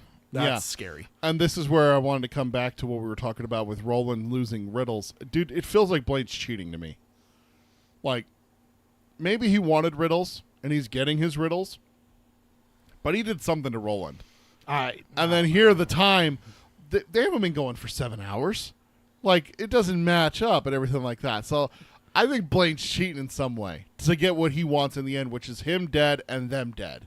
Yeah, I mean, ultimately, we're assuming that his original thing that's going to take 7 hours was true. Like, maybe that's what it is. He just lied to him about. Yeah, that's cheating. You set the rules and you tell the truth, and then you lie about that. That's. I don't know. He didn't. Really, he said when we get to Topeka, it's over. He didn't say like, "Hey, in exactly 7 hours when we hit Topeka." I mean, true, but still, there's some assumptions there that we all made. No, Blaine says how long it's going to take. That's how we were able to calculate how fast they're going. Like Susanna does that math. She's like, "Wait a minute, we're traveling that far, in that amount of time. That means we're going this fast." So he does say it, and we're not taking that much time. I also think he's pushing the mono faster. Oh yeah. So again, that's cheating. I don't abide cheaters. But going on, when Blaine speaks again, it's in a Humphrey Bogart's voice and says that time is different here, sweetheart, and that they must know that by now. The fundamental things apply as time goes by. Then he asks if he would lie to them, and Jake mutters yes. Which, see, that's back to what you were saying, is he lied about it. How long it would take and everything, that's bullshit. This apparently strikes Blaine's funny bone, and he starts laughing again. The mad mechanical laughter that makes Susanna think of fun houses and sleazy amusement parks and roadside carnivals. Then the lights begin to pulse with laughter, and she shuts her eyes and puts her hands over her ears and yells for him to stop. Blaine apologizes in a Jimmy Stewart voice and says, "Do you know Jimmy Stewart's voice?" Yeah. Go. I'm not. Dude, I can't. I don't know who Jimmy Stewart is. I'm not performative enough for that. But all right, so I'm apologizing ahead of time because I do not know Jimmy Stewart's voice off the top of my head. Like Mr. Smith Goes to Washington, or nope. Oh man. Nope, not. I couldn't picture Jimmy Stewart right now. So, see, Hayden says, do it. You have to do it. No, I don't think so. Do it, Tad. No, I wasn't the acting kid. I was a stage. I don't care. Kid. Go on. Do it. We have a request from a fan for you to do it. No, I don't think so, sir. All right.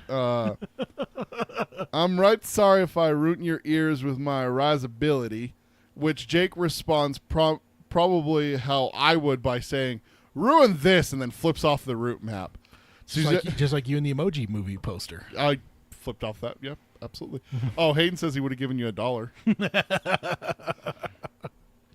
Which Jake responds probably how... Oh, no, I already just said that. Susanna expects Eddie to laugh at this. You can always count on him to be amused by vulgarity any time of the day or night.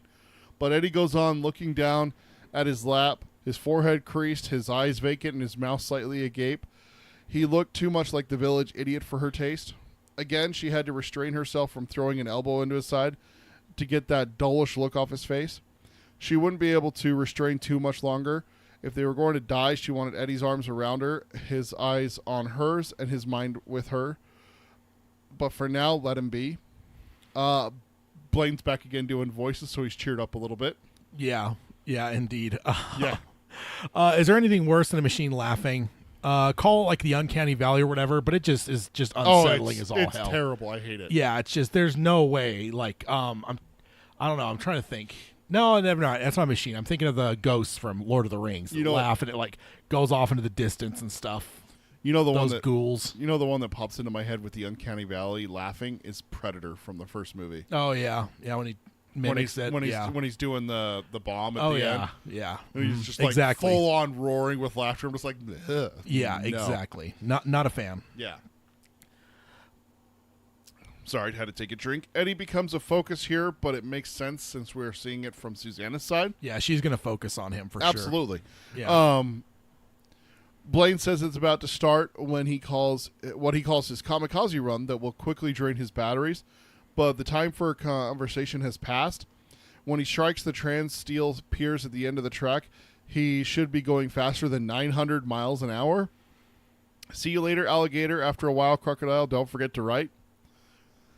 Then says, in the spirit of fairness, he wanted to tell them, in case they were saving their best riddles for last, there is an unmistakable greed in Blaine's voice.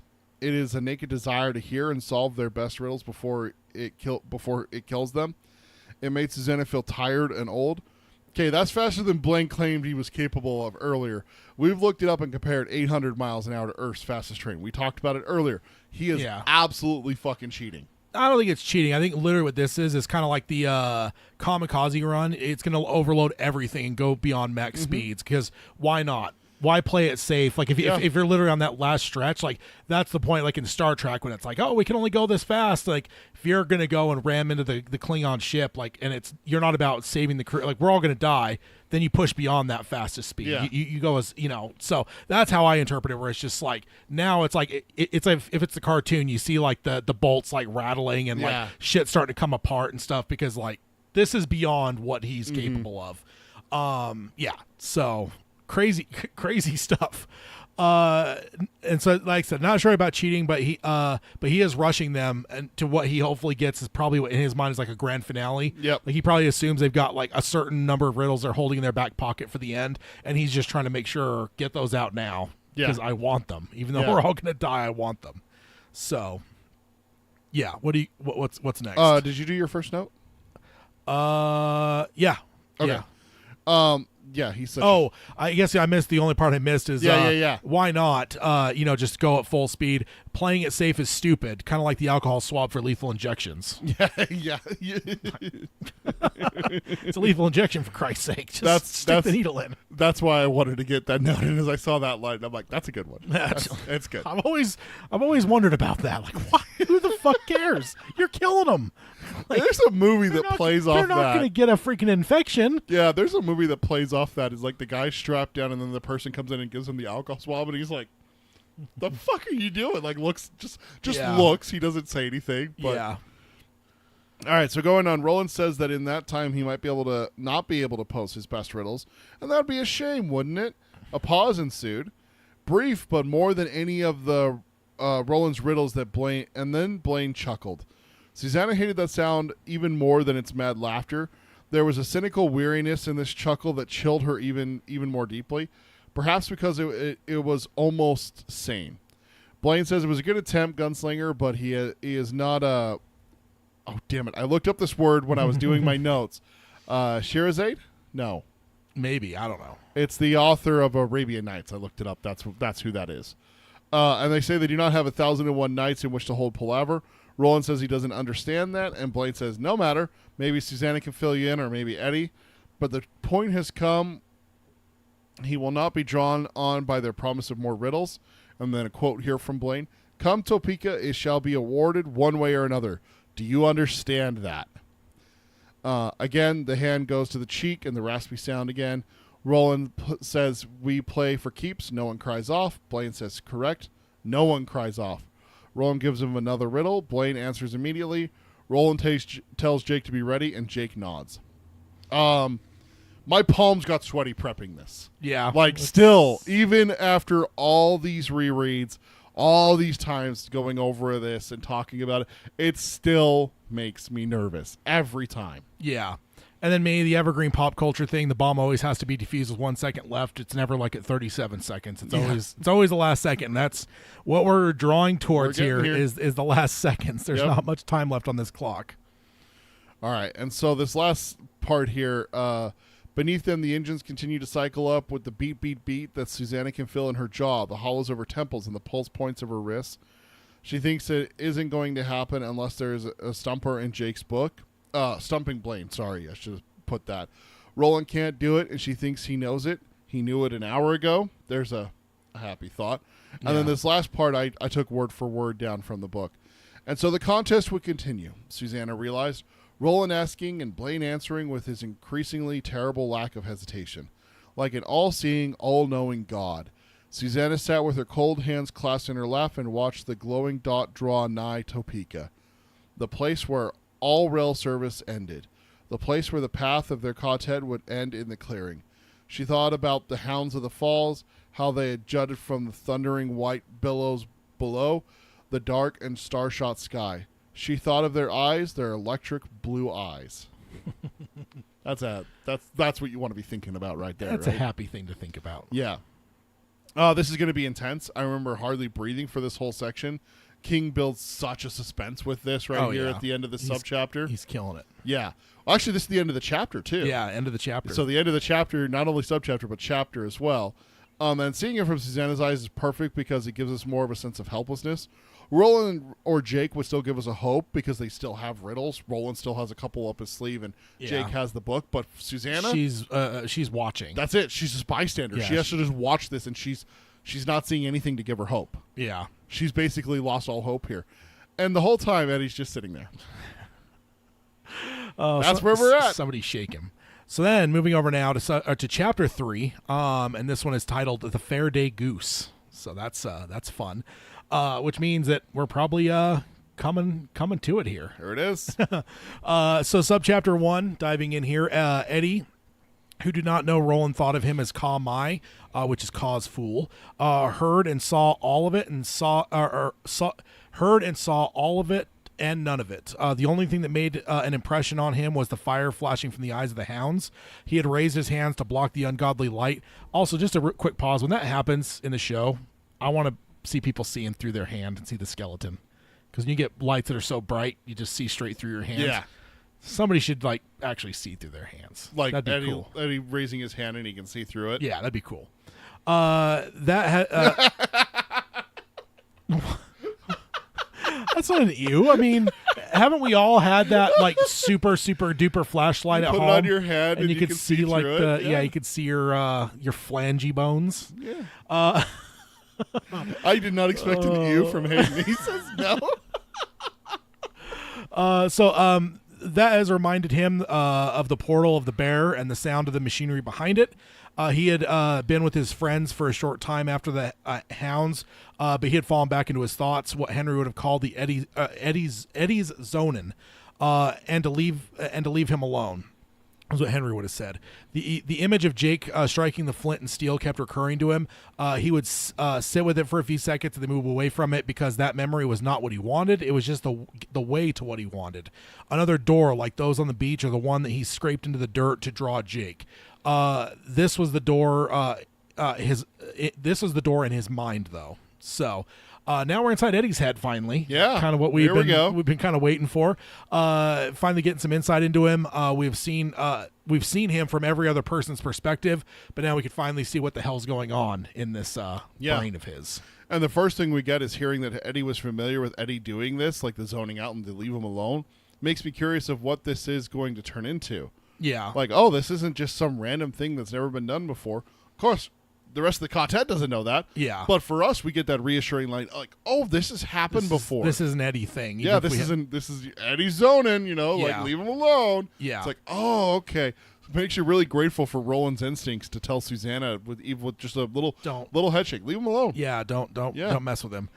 So King writes this so well. He brings us along beautifully with Eddie's bouncing thoughts as he's trying to go deeper and find the answer. I don't know. I just feel like it's written perfectly. Where I feel it's like ADD. Like you feel like you're jumping around like crazy, kind of like his mind would be. I have no clue what he might be trying to land on here. It just seemed like he was.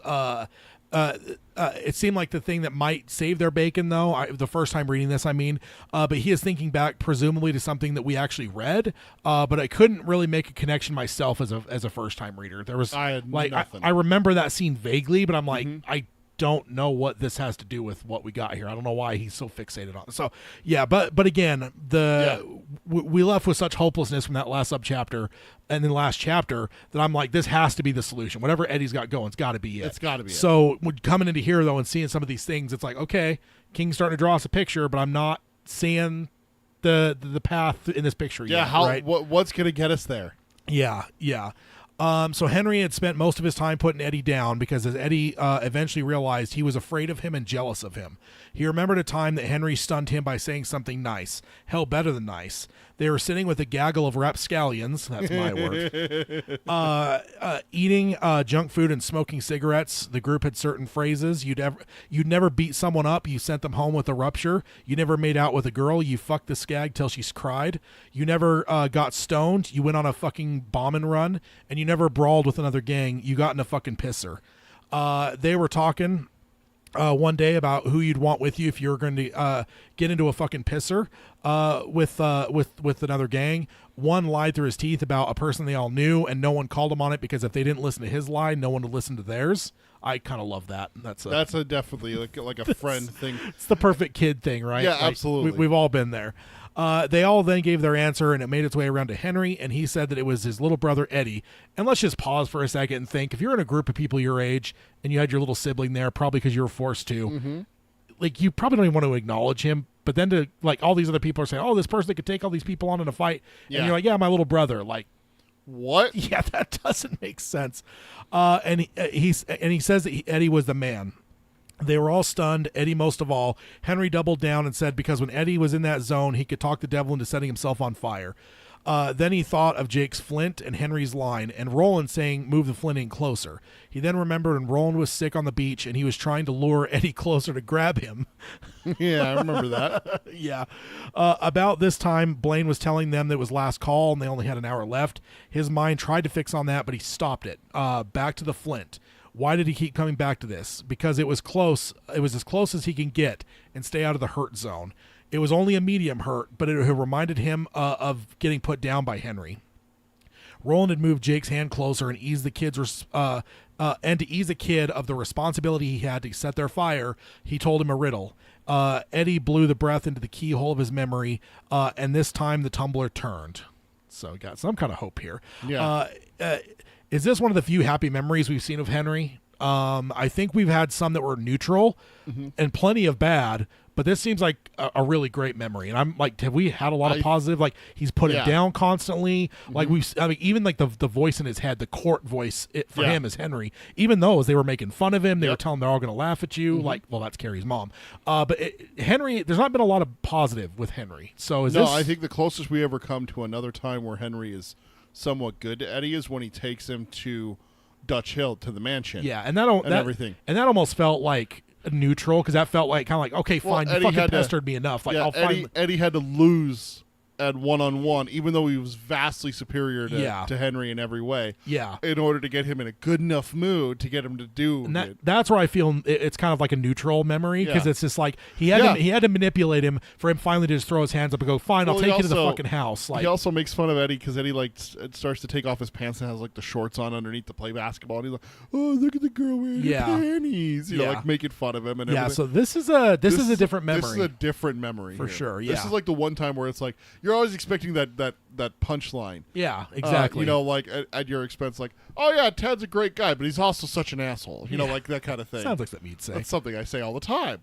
But you know, with this is one of those times where it's like, you know, like just straight up, Henry's just like, yeah, Eddie's the man.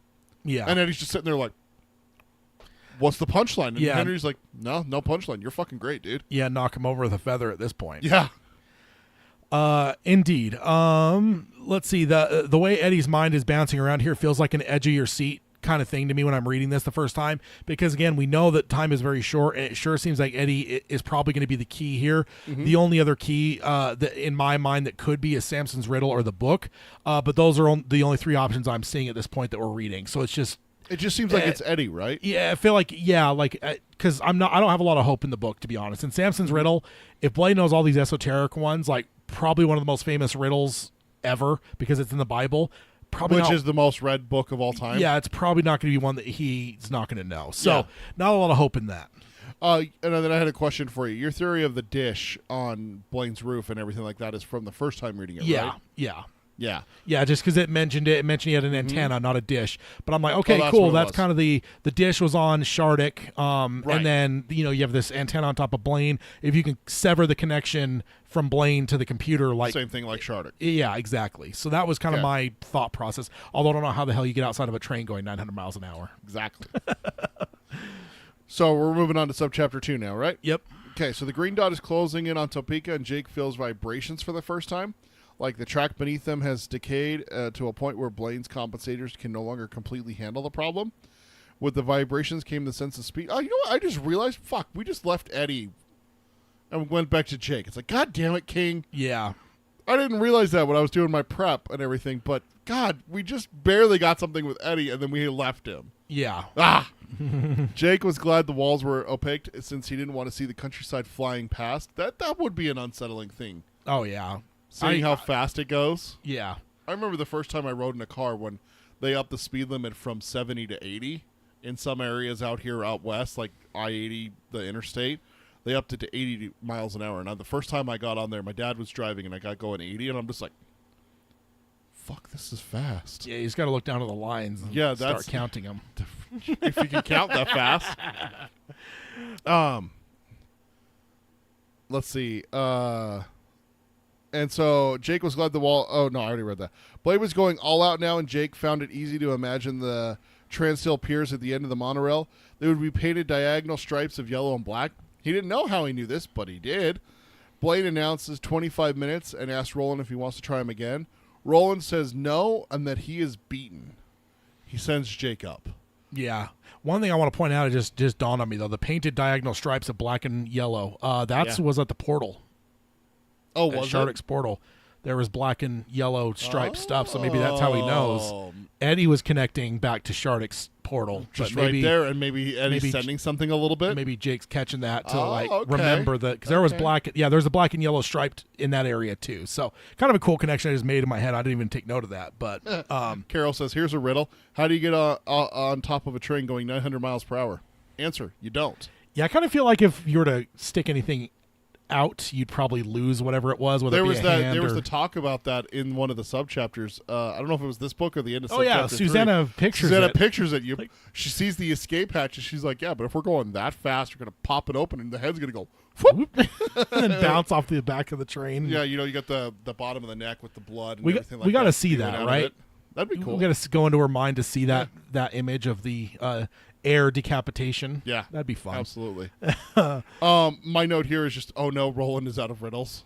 Just like, oh shit. Yeah, That's terrifying to think about. got a yucky from Hayden. I got a yucky from Hayden. Also, Hayden making some current events jokes here. A train is moving as fast. This fast is more plausible than metal pod with one button to see the Titanic. Oh boy.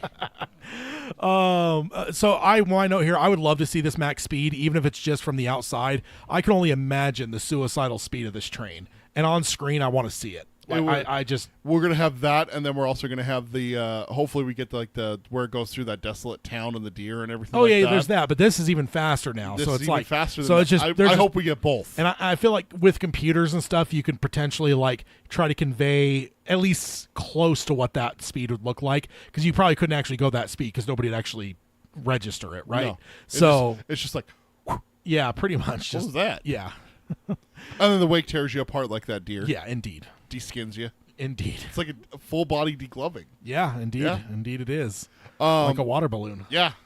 Jake. That got me a little bit there.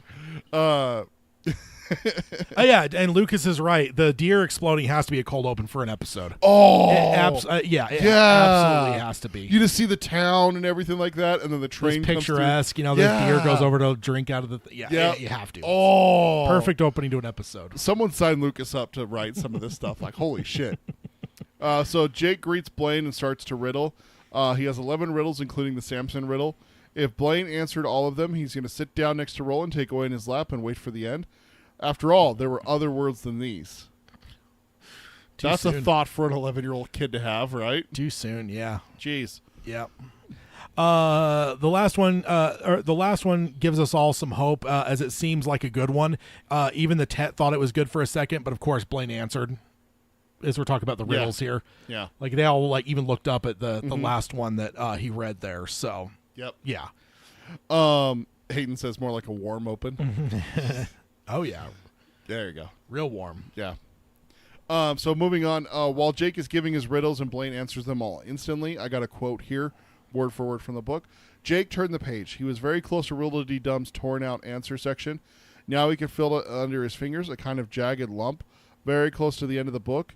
He thought of Aaron Deepno in the Manhattan Restaurant on the Mine. Aaron Deepno telling him to come back anytime, play a little chess, and just by the way, old Fatso made a pretty good cup of coffee.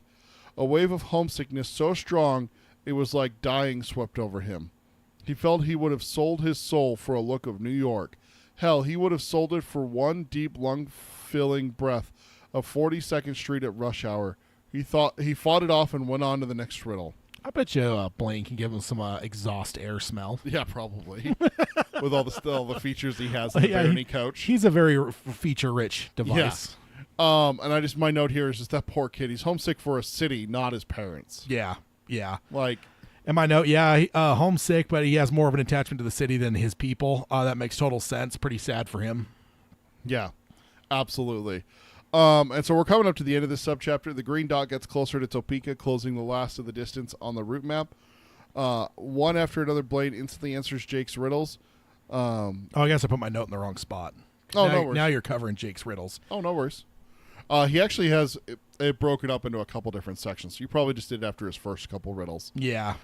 Jake sees a box message from the author or editor in the book saying, "We hope you have enjoyed the unique combination of imagination and logic known as riddling." Jake thinks he hasn't had any fun at all, and he hopes they choke. On the route map, the green dot is no more than a finger width from Topeka. Susanna tells Jake to hurry up. Jake gives one last riddle, and Roland looks up, blue eyes gleaming. Susanna begins to turn her expectant face from Jake to the route map, and yet Blaine's answer is as prompt as ever.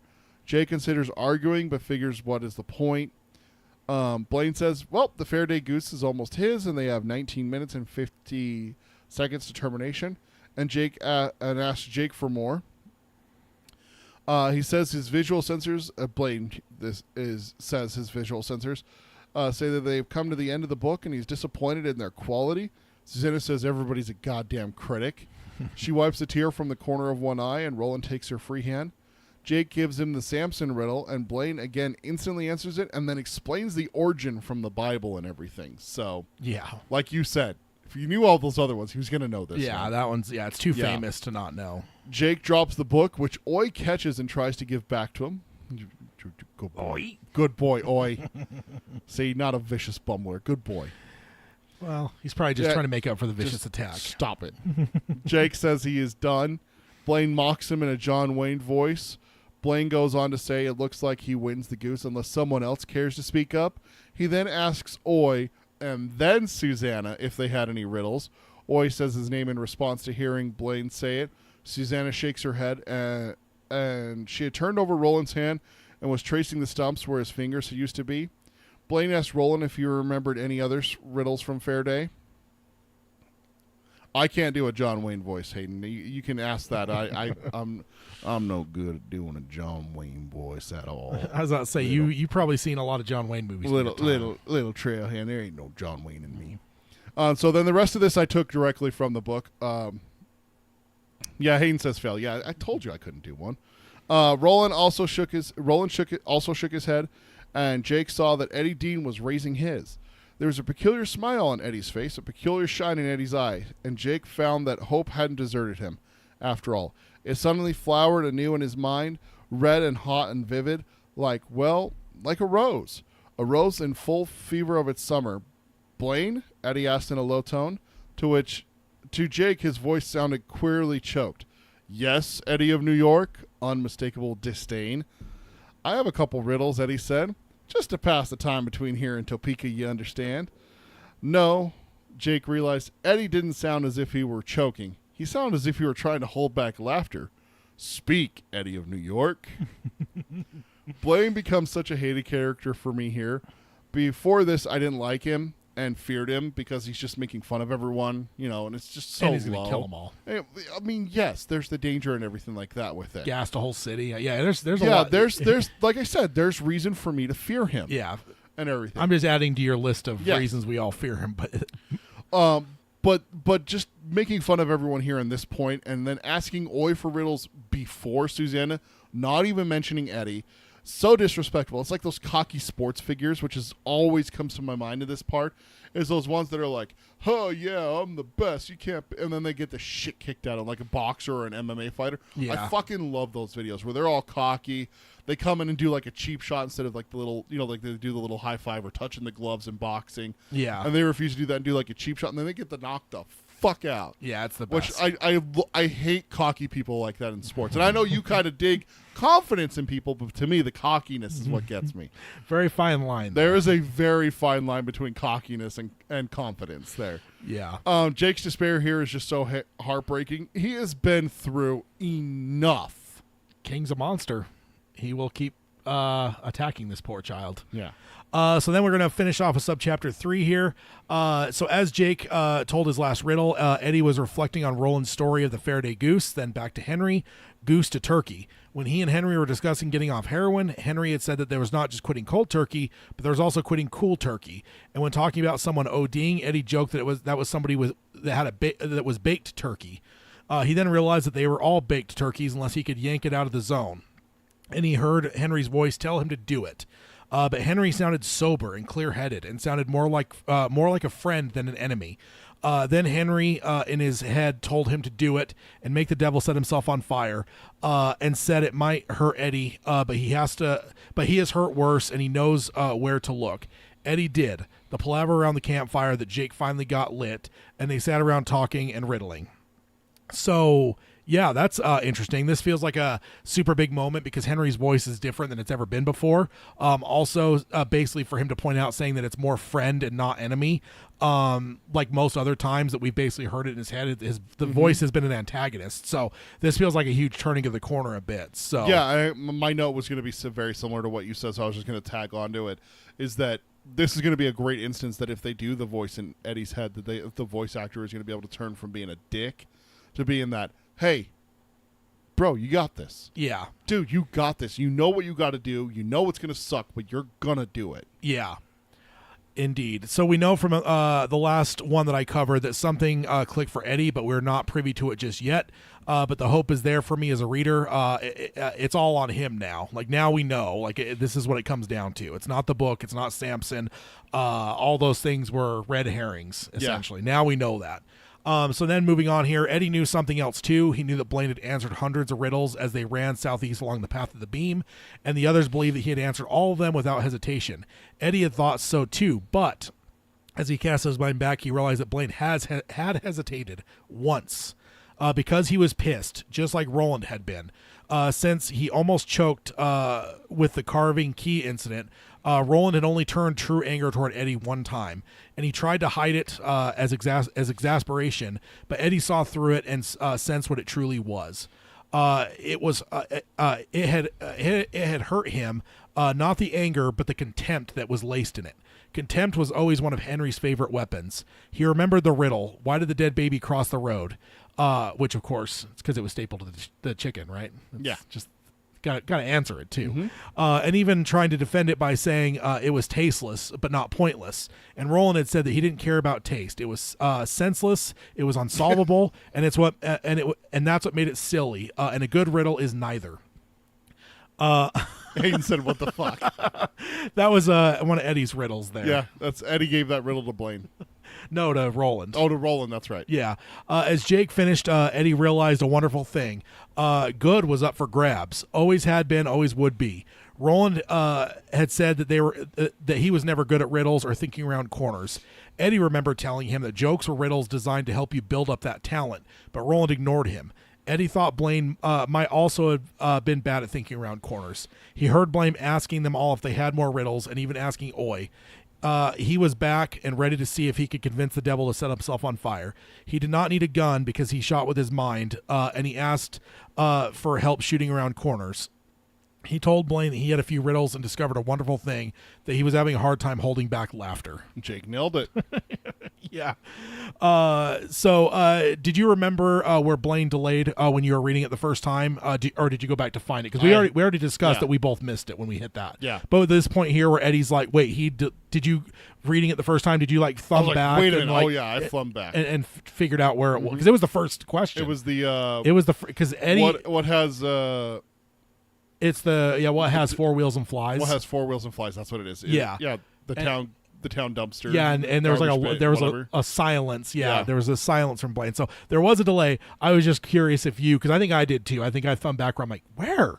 Yeah. And I ended up getting it. You've had to thumb back quite a ways to finally get to it. Literally, it's the first question asked. It's like, holy shit, it was a long time ago. Yeah. But again, King did such a good job because he fixates us on the delay after the delay happened. Because if the delay had come mid in the middle of it all, we all would have caught it because we were watching for it. Yeah. But to throw it out in the first one before really a pattern had been set up. What it was what the big thing was is that it was before Roland laid down what they were hoping for. Yeah. See, what happened was Eddie asked that question, Blaine answered, and then Roland sent Blaine away to get with his quartet and be like, and everything. And then we got the discussion about, he's listening. And it's like, that drives what just happened from our mind. And then Roland's like, all right, here's the battle plan. And Roland lays out that battle plan.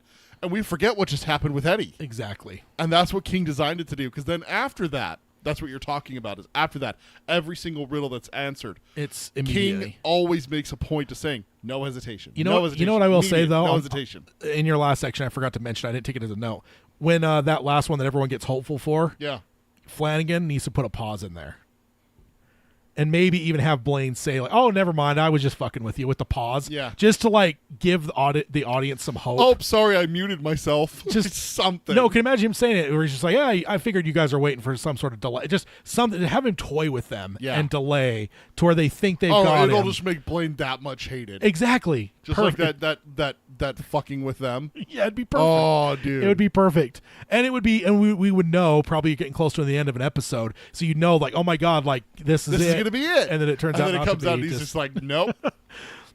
So I totally feel for Roland here. I would have been a dick to Eddie too around the campfire. I like jokes as much as the next guy, but I can get pissed off when they pop up where they don't belong. So when we're talking about riddles and then bringing in jokes, that would have rubbed me the wrong way too. So I feel for Roland on this. My note is in response to your note. It's so easy for people to throw jokes in when we're discussing riddles. I've heard it happen before because me and you have gotten on the subject of riddles because of this. Yeah. With other people, it's like, oh yeah, what has a head and never sleeps? What has a bed and all those different things and everything like that. And people are always instantly to turn to jokes if they don't know any real riddles. Yeah. And I've seen it in your eyes how much it pisses you off, and I'm just like, easy, Roland. Yeah. Am I missing a message in the chat? I feel like there's some... Carol said, is Blaine like AI now, only having info that has been written down? Written or in computers. If Eddie is original and has never been written, it can't be guessed. Eddie's jokes. I think when it comes down to ultimately probably is just the humor can't register with a computer. Yeah. Like that's a human thing that just there's no way for a machine to actually grasp humor, and like there's just I don't know.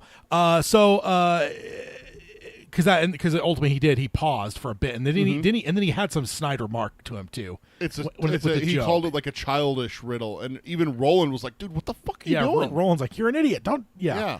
Let's see. He'll kill us all right now if you keep doing that. Yeah. So it really comes down to is Blaine is too much like Roland, and maybe he can't solve a joke. Bold strategy, Cotton. Let's see if it works out for him. Yeah. And we're out of time. That leaves us. That's the section we're covering. So. Oh, we're worse than King. No, and you know what? Because I will say too, the way we did the first, because we alternate subchapters. Yep. The way we did it here. There was a couple Eddie sections that I covered. I'm sure you were like a little bit mad about. We'll make sure. I was like, God damn. We'll make sure next time. Club, I'm covering that fucking subchapter, Tad. That is one of my favorite moments in the entire series. All right, so let's go ahead and jump on over to. Warning, spoilers ahead. Warning, spoilers ahead. Warning, spoilers ahead. So don't have a whole lot here, but we will jump into the small spoiler sections that we have. Looks like you actually deleted yours. We talked about it. The Oh, Manny. okay. We did. Oh, yeah. Literally, what my note was is like, wait, have we heard about the Manny? When I scrolled after I did that, because I saw your note, Manny, and I was like, let me go look, and then I realized it shouldn't have been in the spoiler section because it's from books 1 through 3, yeah. so it shouldn't have been in the spoiler section. I'm glad you put a note in there talking about it because the Manny do become a bigger part, especially with like book 5 and stuff like that. Yeah, with get to see them a lot more. Getting book 6 getting able to go through the door and everything like that. Yeah. So it's interesting that I think I need to pull out my gunslinger when I get home and check, and then I'll text you. You'll know you'll know on the first couple pages. And because it's like very right off the very bat. beginning, yeah. And then I'll even jump and look at the part with Zoltan and Brown in there. See if it's in there. And see if it's in there, and I'll text you and let you know. Yeah. And then maybe you can post something on the social medias for us. It's just like, we checked Peter's original, and there's no Manny mentioned. Yeah. So my only notes for spoiler section: if Cord is traveling in other worlds, maybe we should see him in other King books. Dude, imagine if he showed up in Holly. Could you imagine, dude? Or some. Okay, so there's the question: where would you want if you could pick a King book to have Court show up and help out? Which one would it be? I don't know. Because you need someone that can maybe think, but also can knock some heads, right? Yeah. So. I don't know. You could have him show up in it and just fucking clean house on Mr. Bowers and his friends. Oh. He beats up on kids. Oh, yeah. Anyway. Oh, yeah. He put those kids in their place. I don't think Henry Bowers be walking after. Which, now that we're in the spoiler section, I can cover it. I finished it Thursday. Oh, yeah? Yeah. It's a fun one. So, I got to that part with Bowers and everything like that where he becomes completely homicidal. And then my other, my last note here in the spoiler section, 19 minutes is left until they hit the thing. So, again, this is written before the accident. So, 19, again, popping up completely independent of the accident. Because we've talked about 19 becomes super big after the accident. Because in 1999. It was June 19th, 1999 when the accident happened. This so, 19 becomes super prevalent throughout the series. But there is a couple times that 19 pops up in these first four books. And it's just, what the hell? And this is 1997 when this comes out. Yep. So it was written in 96. It's written 3 years probably before. Yeah, so very strange. But 19 does pop up before it becomes as prevalent as we would find it. Oh, I guess I should have changed the slide over to the red one. But that's all I got. But I'm super excited. Did already kind of allude to it, but we'll make sure you're covering the subchapter. Do not. I swear to God, if you try to take that from me. When Eddie does his thing. But yeah, let's go ahead and hit the outro stuff real quick. First of all, if you want to subscribe to us, you can do that on any podcasting service of your choice. You could stream us on Spotify or Stitcher. You could join us for the live streams here at youtube.com/darktowerpalaver. Also, if you could like, subscribe, and ring the bell for notifications, that we would appreciate that over here at the YouTube side. Then if you want to support the show, you can do that at patreon.com/darktowerpalaver. As Peter mentioned, a week from yesterday, we'll be doing our monthly hangout for July. So if you join Patreon, you could be part of that. And if you have anything that you want to talk about, send it to me in Discord. Yeah, indeed. And then if you want to contact us, Peter can let you know how to do that. And I will also drop the link for the Geekery Abides episode that will be coming up here shortly. Email us at darktowerpalaver@gmail.com. That's our old email. Or use our new email. It's show@darktowerpalaver.com. I forgot to ask you, Ted, when the opening, how's our mailbag look? Still empty? I'm not sure. I didn't look at it for this episode because we don't have anything to cover. It's probably empty, guys. We could use an email. I also just dropped a turtle emoji in there. Nice. If you don't email us, you don't hear the email jingle. Just saying. Our social media is at Dark Tower Pod. That's at Dark Tower POD for the Twitter. And then our Facebook is facebook.com/darktowerpalaver. Our Instagram is Dark Tower Palaver, all one word with no spaces. And check out our merchandise at tpublic.com/users/darktowerpalaver. Thank you so much for everyone coming today. Yeah, indeed. Thanks for everyone for joining us. We had a good crowd. Like I said, we'll be back in about 15 minutes over on Geekery Abides if you want to join us over there, where we're talking about the original Star Wars trilogy. 4, 5, and 6. So for now, we'll be back in a week on Dark Tower Palaver. So if you want to join us there, we'll be back in 1 week talking about some roundtable stuff. We'll see what's been going on in the news in the last little bit. But we'll sign off as we always do by saying long days and pleasant nights. Long days and pleasant nights, folks.